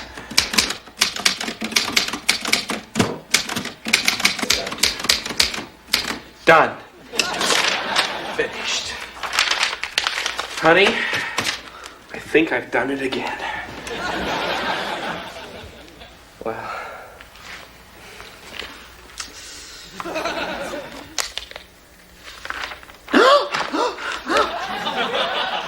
Huh? Oh, God. Oh, I'm so proud of me.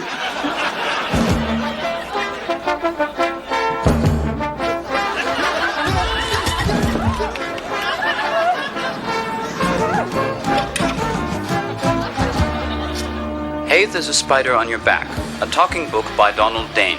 Hey, there's a spider on your back! Oh, well, come on in. Please, come in. Oh, yeah, right. Wow. So this is your place, eh? Yeah, it is. All oh, right. God, sorry about the mess. Huh? Yeah. I heard it's pretty expensive to live in Toronto, eh? Yeah, but the human cost is even higher. So, would you like a beer? All right. Now you're talking my language. All right, buddy. So, listen, did you enjoy the hockey game? Yeah, I thought it was pretty good, right? Yeah, I thought everyone, did their parts well. Right. Oh, you know what, Leslie? You missed a great fight when you went to the can, eh? Oh, really? Yeah, Lemieux took Clark into the boards, right? Wrong move, eh? Insanity. Yeah, exactly, right? Clark comes up, he's crazy, right? Starts wailing on Lemieux's head, right? The crowd's going nuts, right? I'm sitting there laughing, It's too bad you missed it, buddy. It was great. Well, great. The way you just painted it, it's like I'm there.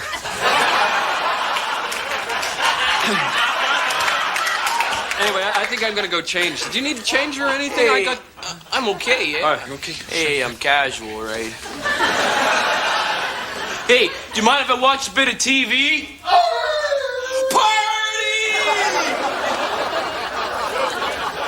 Starting to clear up a little bit in Prince Rupert on the coast, but still rain. Prairies, for the most part, we see some nice bird spots. But we see cloud moving into Alberta.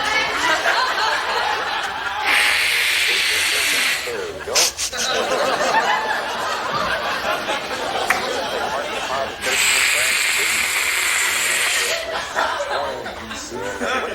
We are looking at some light rain. There is a low just in Hudson Bay, and there is a trough. That game really got you going, eh?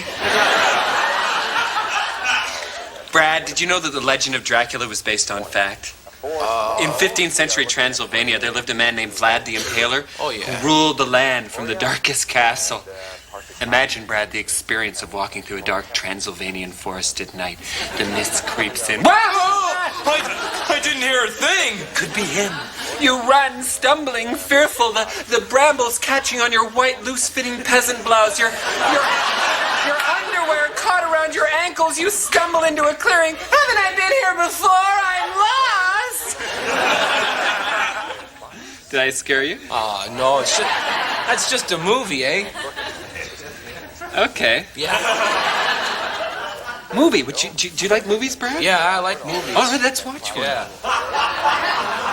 I have lots of very interesting movies in my film library. Oh, yeah? Hey, you got any of those American Ninja movies? I think I took my last one back. But what could we watch? Oh, look at this one. Well, it has no title. I wonder what it could be. What a mystery. I don't know. Why don't we put it in the VCR and solve the mystery together? Hey, let's do her up, babe. Let's serve her up. Mind if I swoop? It's your place. Party.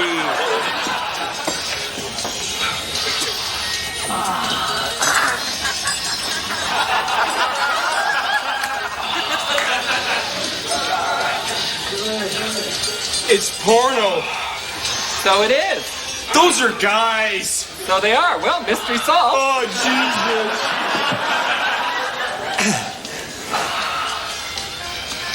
I like this one. It makes me hot. How about you?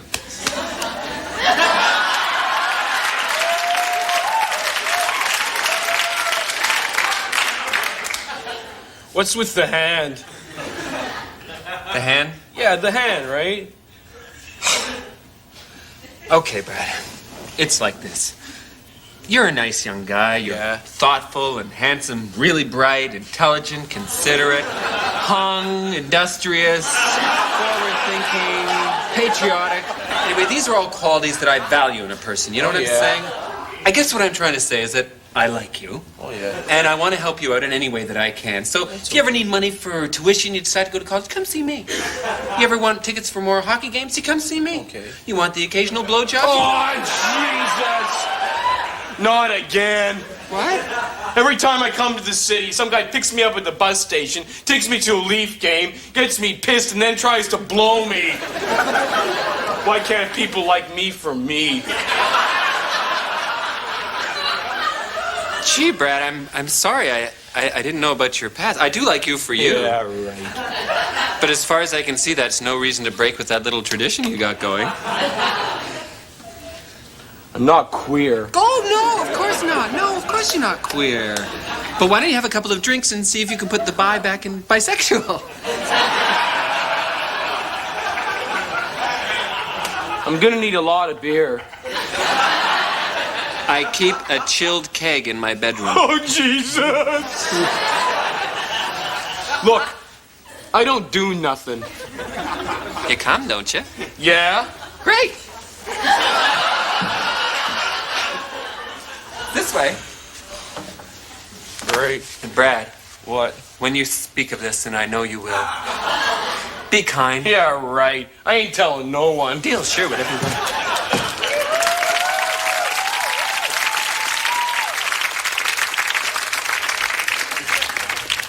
Hi, I'm Kevin McDonald.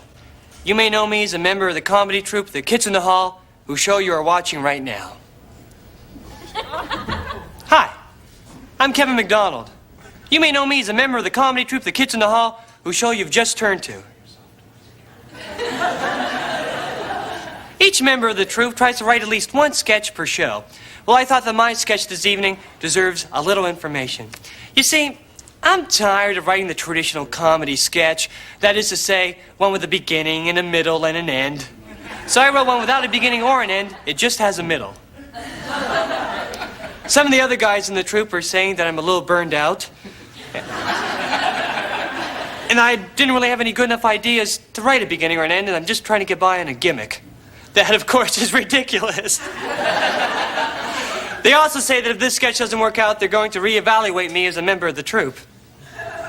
So I hope you enjoy this. I really hope you enjoy this. And now, my little piece of comedy.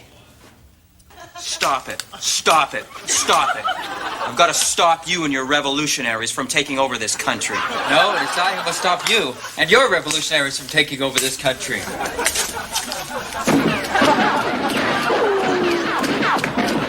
Hell, both of you stop it. Don't you guys remember what happened last time? That's right. Used to be shit. Oh! Morning, Mr. Mayor. How are you, anyway? Good to see you back. I thought you weren't coming back till Tuesday. That's what I thought, 'cause that's what I heard. Well, that was my sketch, or the middle of it anyway.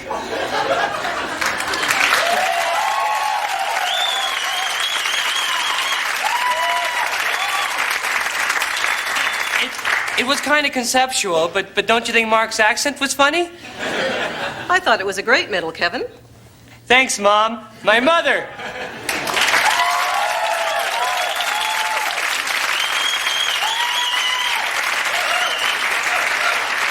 Of course, she's the woman that I support. Well, not financially, but spiritually. And of course, if I was out of the troupe for any reason, I would find it hard to give her the kind of moral support that I like to give her.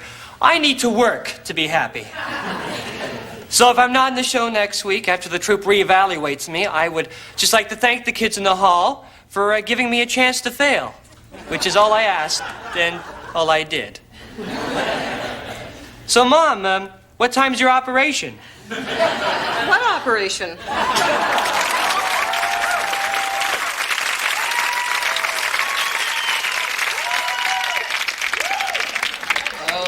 What has happened to my world? It's terrible. I hate it. Oh, the pollution, the mess. Oh, gross. Yuck. Oh, I hate my work. Hey, buddy. Oh my God, he's dead. Dead. Oh, the misery of finger existence. To jump or not to be? That is the question. Right in the middle of the second act. Wouldn't you know? Stay put.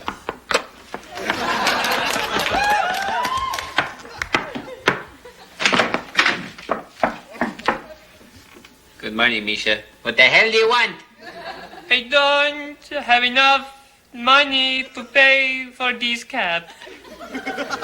No, not this again. I don't have enough money to pay for this cab. Sit. Continuing with Act 2. Oh, you seem so sad, my friend. Why the... I don't have enough money to pay for this cab. All right, that's it. I'm fed up with you. I invite you into my house to put on a play for you, and you interrupt me? What kind of... I'm crushing your head. I'm crushing it happily. I crush your head. Get out of my house, fool. Take it and get out of town. There is nobody home. There is nobody home. What do you mean there's nobody home? I'm home. I'm sitting in it. There's nobody home. What are you doing with your stuff? What are you doing with your... Stop that. Making me angry. Stop it. Stop it. Stop it. What are you doing? I see. There's nobody home. Nobody home. There's nobody home. Nobody home. I'm blotting you out. I'm blotting you out. Stay there, nobody. Stay there. What is it? I want to talk to the lady who went inside. Why? She didn't pay me. So what do you want me to do about it, Mr. Guy? I want my money. Right, Mom? All right, I'll go look. All right, I'm looking. I'm looking around. I'm checking really hard. But it looks like there's nobody home. Nobody home. So get lost. I'm going to call the cops. Let me talk to your mom. Ma'am, I'm crushing your head, you wrinkly old badass. And here's one for you, you cabby. Crush. Go suck on the eatable teeth, you wimpy, flat-headed mama's boy. Crush. Go, run, flee. Flee my fingers, because I'm crushing your head. I'm crushing your cab. I'm crushing your taxi.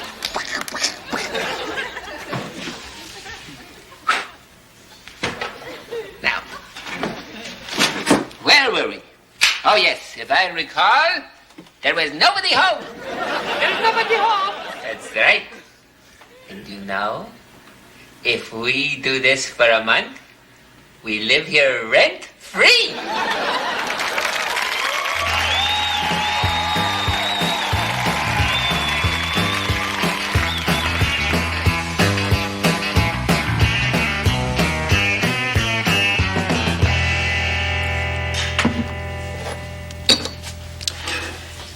The difficult thing about being a mass murderer isn't the murdering part. It's the mass part. It's the pace you've got to keep up, the sheer volume of murdering. Because the funny thing about killing, after the first time you've killed, the second time it's easy. The third time you start to get cocky, so you got to be careful. You know, you got to stay humble or you make dumb mistakes. That old by around the seventh time, you're likely to feel like you're in a bit of a rut. Want to get artistic with it, you know, start cutting off the middle toe of each victim so you'll be known as the middle toe murderer. But at that point, I don't know, I think that's showboating. You know, you got to ask yourself, who am I doing this for? Am I doing it for myself or for the press? And round about the 20th murder, well, you're likely to be sick of the whole thing, you know?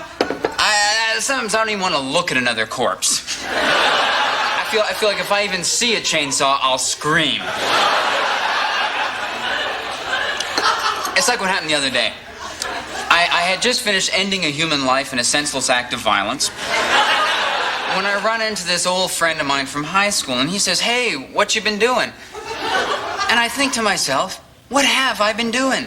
What am I doing with my life? Where is this leading? Am I going to be doing this at 50? Sometimes I think I really should go back to college.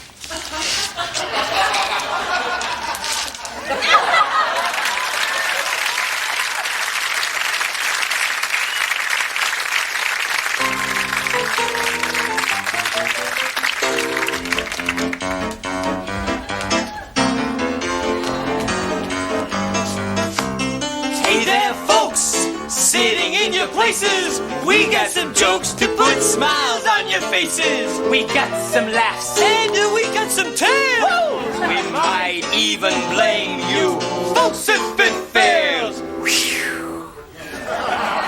Oh, Mr. K. Oh, Mr. B. Oh, Mr. K. Oh, Mr. B. We got a story.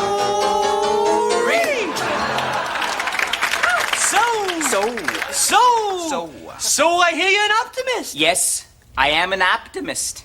Tell me, what's the difference between an optimist and a pessimist? An optimist says the drink is half full. A pessimist says the drink is half full, but I might have bowel cancer.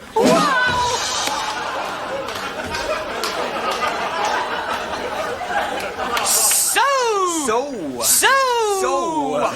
I hear you have an uncle. Yes, sir, I do have an uncle. By all means, tell me about your uncle. Well, he's worked at the same dead-end job he loathes for 40 years. Tell me, why would your uncle, or any man, work in the same dead-end job he loathed for 40 years? I asked him. He said, I'll try anything. Once. Whoa! So, I'm fucking your wife. Oh, Mr. B! Oh, Mr. K! I got a story! Knock, knock. Who's there? Despair. Come in, man. I know you well.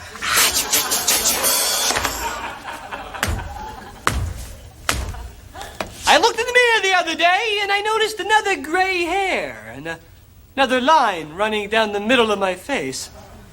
And I realize I'm turning 40 next week, and just where the hell is my life going? Oh, Mr. K! Oh, Mr. B! We got a story! I can't believe you went and did it, man. I can't believe you went and gave Charisse the money for an abortion. It was my baby. I should have been consulted. Where were you when we needed you? I was out getting my head together. You know me, man. I loved you once. But you betrayed me. We got a story.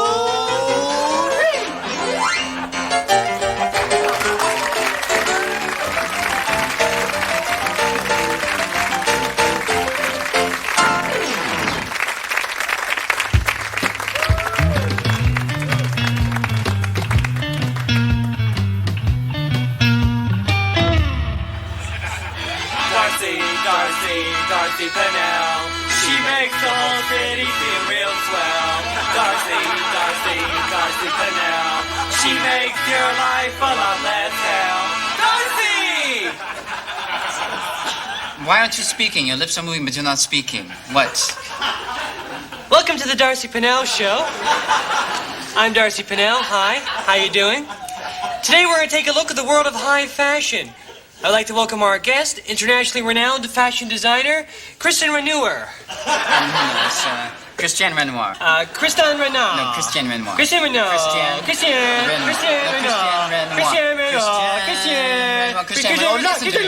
Renoir. I'd like to start off by saying that you look like a right guy. You look like a serious, straight-shooting guy.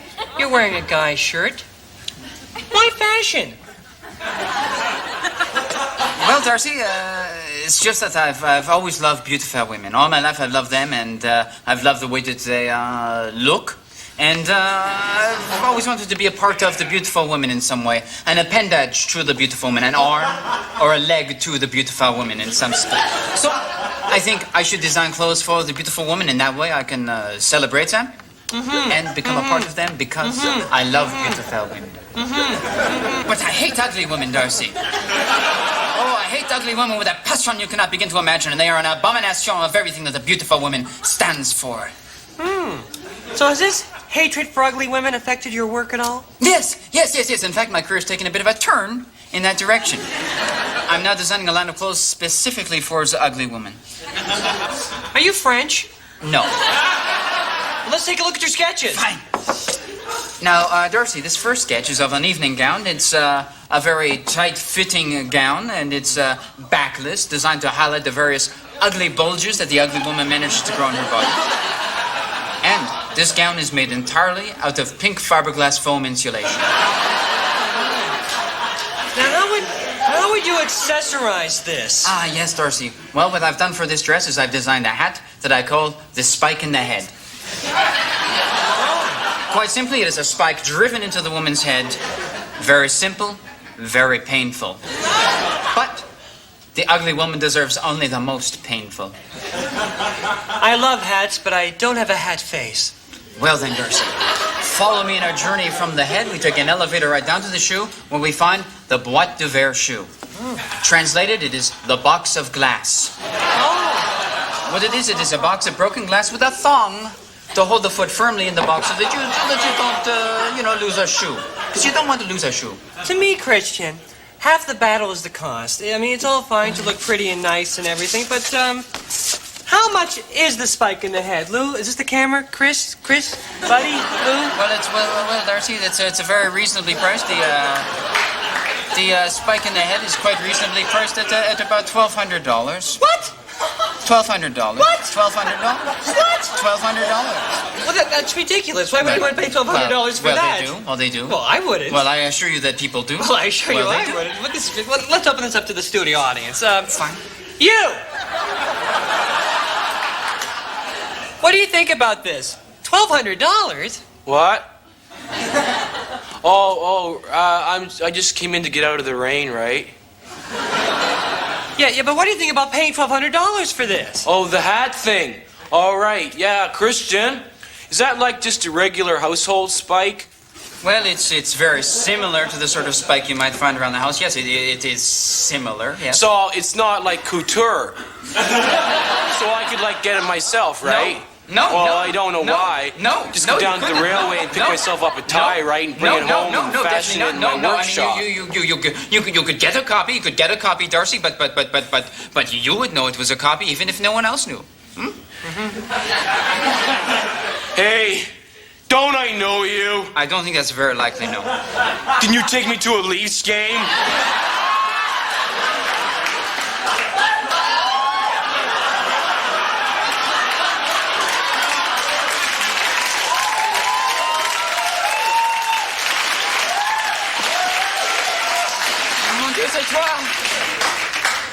You owe me $50, you faux French fag.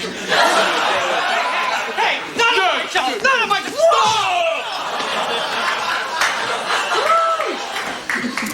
Well, that's all the time we have for today. Join me tomorrow when I'll be on the road with the Hell Riders. I would like to thank my guests, Christy Renukowa. Christian Renoir. Christian Renoir. Christian Renoir. Christian Renoir. Christian Renoir.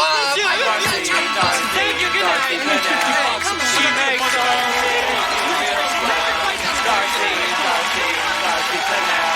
She makes your life a lovely hell. Darcy! There. Let it out. Let it out. 14 years, Brett. Oh, I know, Barbara. 14 years. 14 years, I feel like such a failure. I know. But look, he never really gave you your space now, did he? No, I guess not. But I suppose I never really asked for it, did I? No, you didn't. More tea? I'd love a cup. Come on. So, Barbara, when are you going to tell little Shawnee? Well, I have a plan. I was going to tell him on Monday. I was going to take him out to the zoo, and then out to a video arcade, and then out to see a movie, and then for lunch at McDonald's, and then out to another movie. Cool. Stop right there. You're going to have to tell him right away. Oh, I can't. You've got to. Here he comes. Shh. Mommy, hi, his friend. Hi, Sean. Sean, sit down. Your mom's got something she'd like to discuss with you. Oh? Okay? I'll get you a glass of milk, okay? Okay. Yeah. What is it, Mommy? Well, Shawnee, Mommy's got something she'd like to discuss with you. And, Fran, would you get back in here, please? I'm coming. Jeez. Okay, where do I begin? Begin at the beginning, okay? Oh, yeah. Come on.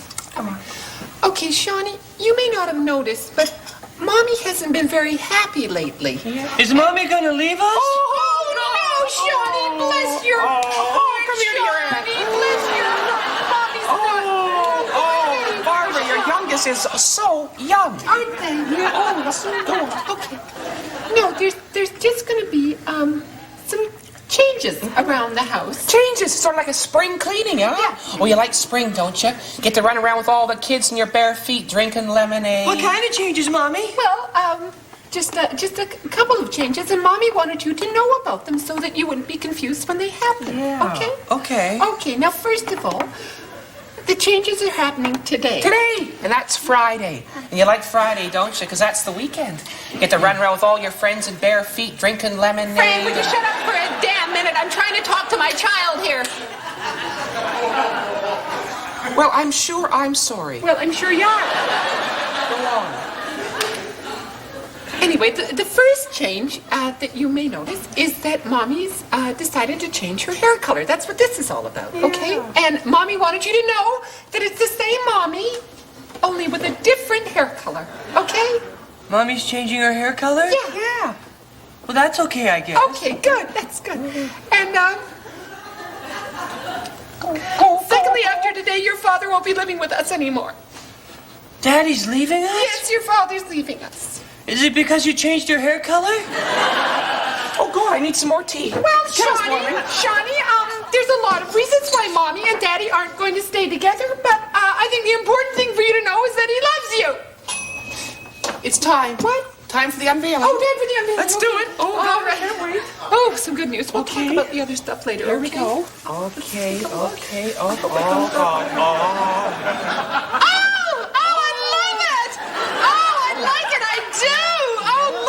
It's gorgeous. Oh, it's fun. It's fun. Yeah. Oh, yeah. I think I might buy that halter top. Yeah. What do you think, Shawnee? Do you like it? There's so much evil in the world. What, dear? You changed your hair to pink. Well, it's pinkish, Shawnee, but... Pink is a stupid color. No, Shawnee, come on. No, all my friends are going to make fun of me. They won't let me in school. Your mother's a pink kid. Your mother's a pink kid. Shawnee, stop. Now, I'm sick of being criticized by the men in this family at this point. I want to move with Daddy. Don't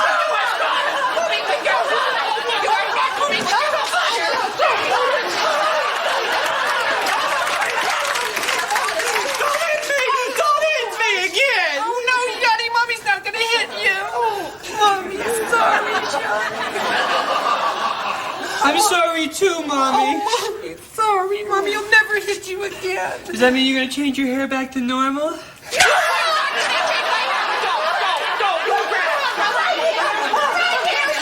Stinky pig, stinky pig.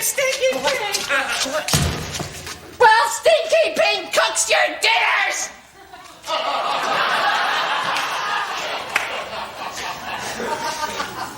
that went okay? I thought you did fine. Oh, good. Let's have some more tea.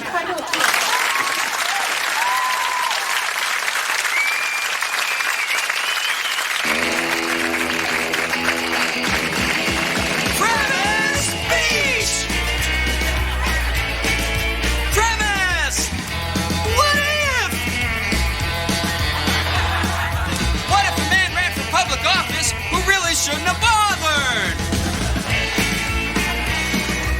Premise! Well, I won't take up any more of your time.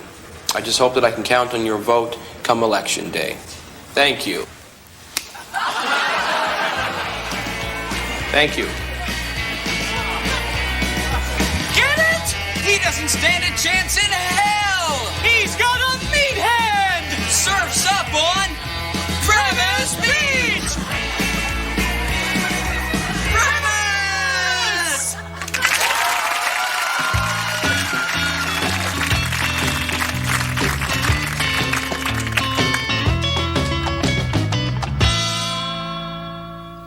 The biggest crouton I ever saw was this big. It took 3 guys to lift. So if you and your friend wanted to lift up this crouton, you'd still need another guy.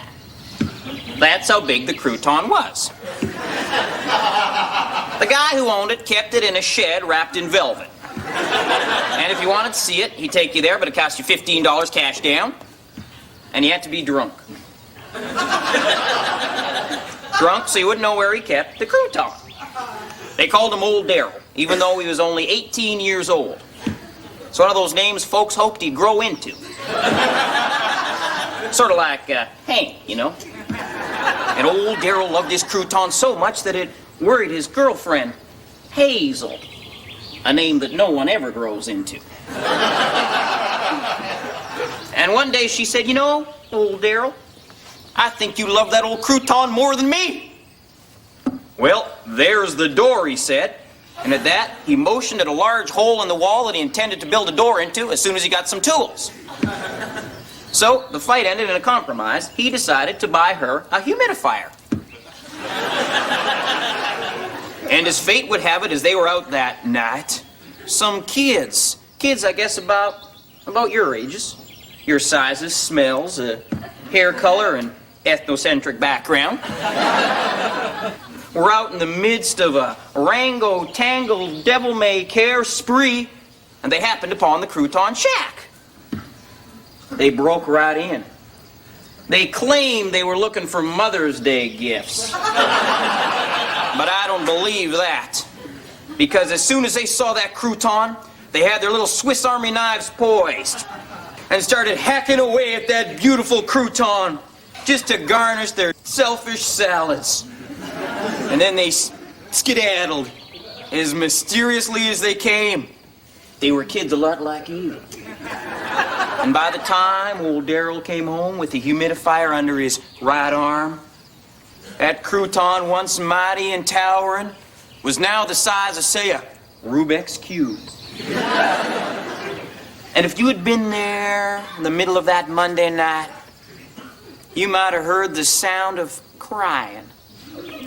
Male crying, the rarest kind.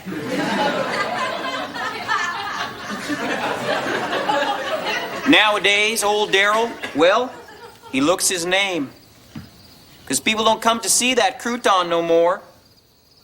Just teenage girls who want to use it for earrings. And when he and his woman aren't buying lottery tickets, he's out looking at that shack, just remembering. Yep. So, any of you kids married?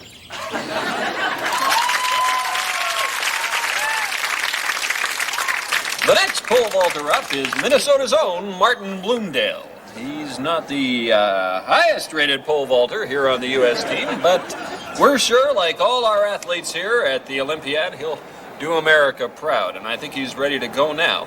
He comes from the Lunge and Swipe School of Pole Vaulting. That's where you... Oh my God! Ladies and gentlemen, it's my sad duty to inform you that the U.S. swimming team, which was on its way here to Tokyo, has crashed in an ocean, and there are no survivors. I believe someone is telling Martin now This is a black, black day in sports history, but in the spirit of the Olympics, the event must go on. Bloomdale is known for his slow approach, but once he gets going, his personal theme song is Up, Up, and Away. No. No. Oh my God, ladies and gentlemen, there's more terrible news. The American basketball team and the equestrian team, who always got along so famously, have all died in a warehouse fire. What all those horses and athletes were doing in a warehouse will be a mystery for years to come. This day will live in infamy. This is a day that America will never forget. What's more... What? Ladies and gentlemen, it is my sad duty to inform you that all the remaining athletes on the American team have been taken hostage by a terrorist group who support, well, nothing in particular, but are jealous of the attention that the Olympics have been getting. This means that the last remaining athlete on the U.S. Olympic team is Martin Bloomdale. Give me a mic. I want to talk to the kid. Give me a mic. Give me a mic. Hello, is this on? Check, check. Martin, can you hear me? Martin, can you hear me? I have a message from the American people for you. We are behind you and your pull 100%. But don't let us down. Remember, Martin, the entire country is watching. Here on SNN.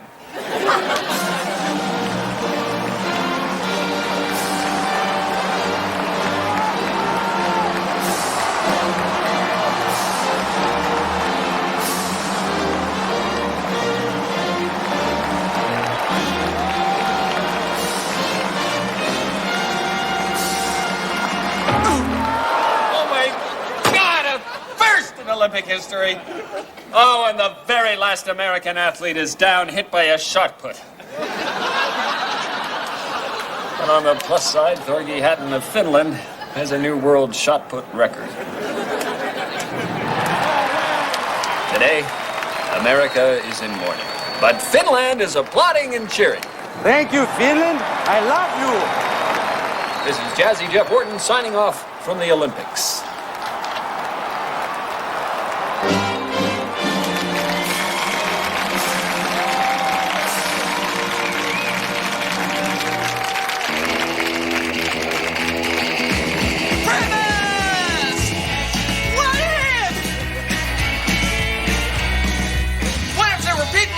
Resemble beautifully wrapped presents! Brilliant! It's a wacky premise!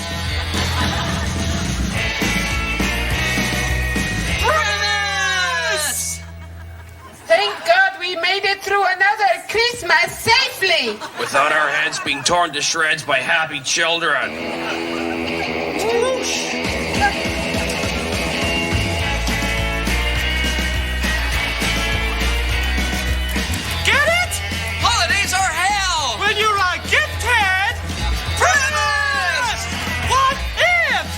Restaurant had an unusual claim to fame.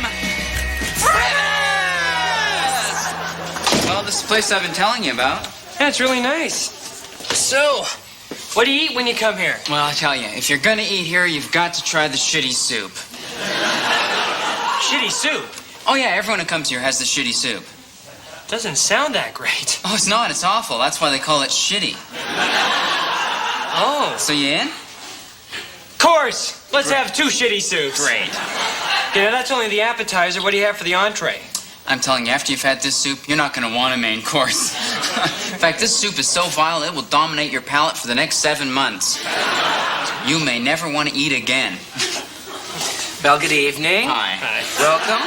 Welcome to Maureen's Cuisine. Thank you. So, are you ready to order? Yes. Oh, super. We would like 2 shitty soups. 2 shitty soups. Anything else with the shitty soup? Just water? Just water. Sure, Nothing else to drink? Tea, sangria, cola, fruit juice, seltzer, spritzer? No, just 2 shitty soups and just 2 shitty water. soups. Okay, and water. Anything to drink afterwards? Coffee, lean 2 shitty soups, please. Just 2 shitty soups. Yes, please. Yeah. Well, that's all it'll be then, won't it? Yeah. Okay. 2 shitty soups coming up. Thanks. What an awful waiter. What an awful actor. I mean, he really padded his part. I mean, in rehearsal, he had 2 lines. I know, he's just supposed to recommend the duck. And why is he playing it so gay? I don't know, but I'll tell you one thing. He'll pay for it in his tip. Choo-choo, here comes the soup tray. Here's a little caboose of soup for you, and a little engine of soup for you. Great, thanks. Okay, super. So enjoy the soup. Okay. Okay, I'll be over there. Yeah, all right. Boy. Well, tuck in.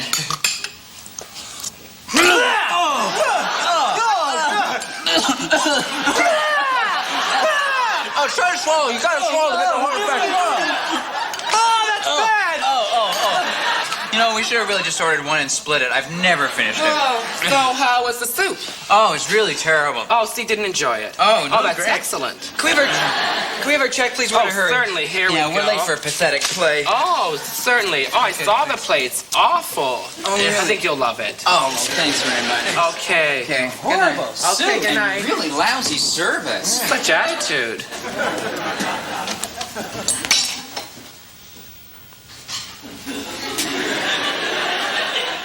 I'm not really a waiter.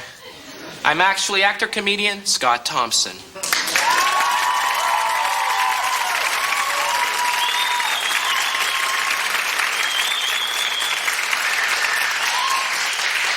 And yes, I'm the fag. Come on, don't run away. What are you running from? What are you scared of? As a gay entertainer, I feel a special responsibility to my brothers to portray them in an accurate and dignified manner. Yet I don't know. Whenever I play the part of a waiter and I walk out on stage and those lights hit me, I immediately begin to lisp. It's not my fault. It's a chemical reaction, really. One day, the character of the gay waiter will be a folk hero. But until that day, smoking or non,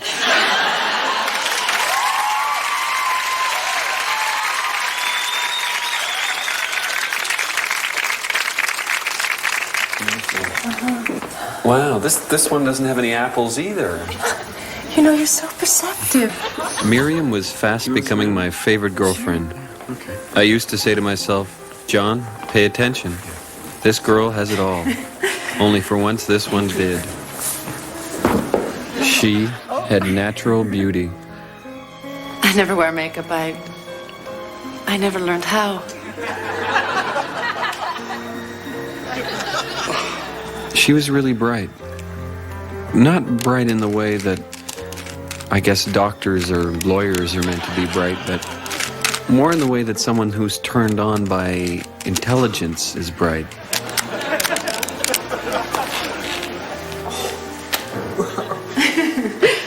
Yeah. I really fell for her. Miriam, I thought, you're perfection. I dreamed I saw Joe Hill last night, alive as you or me. That's what made the change so painful. We both seemed to get timid or something at the same time. Some awful cancer descended on us before we could consolidate our love. So your brother has been rowing how long now? About 5 years now. Wow, 5 years. Fine. But he doesn't row competitively. No, not really. I just knew that the comfort was gone, and that we had become strange with each other.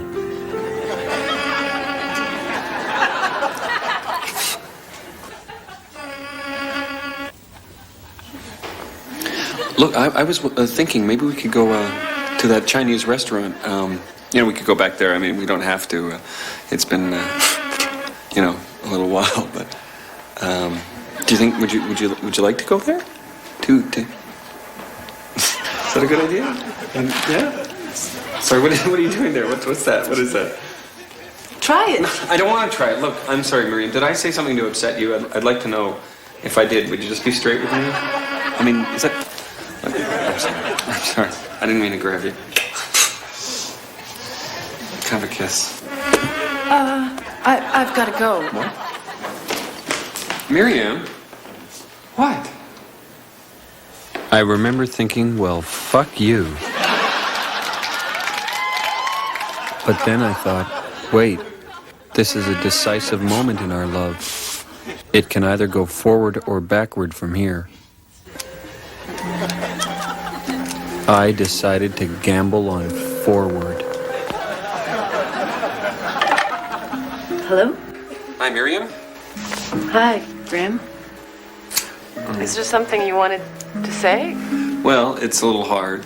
I'm not very good at this, but I love you, Miriam. Oh, I think I love you too. Well, that's not a surprise, I hope. I mean...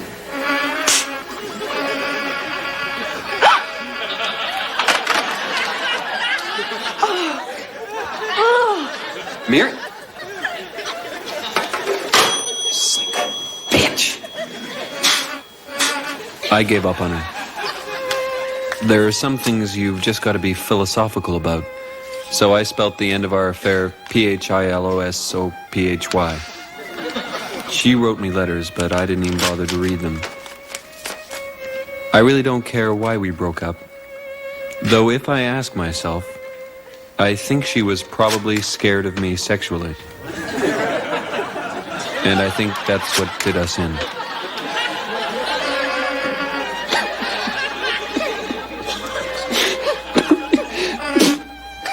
I can only hope for Miriam's sake that she found her way to some kind of therapy.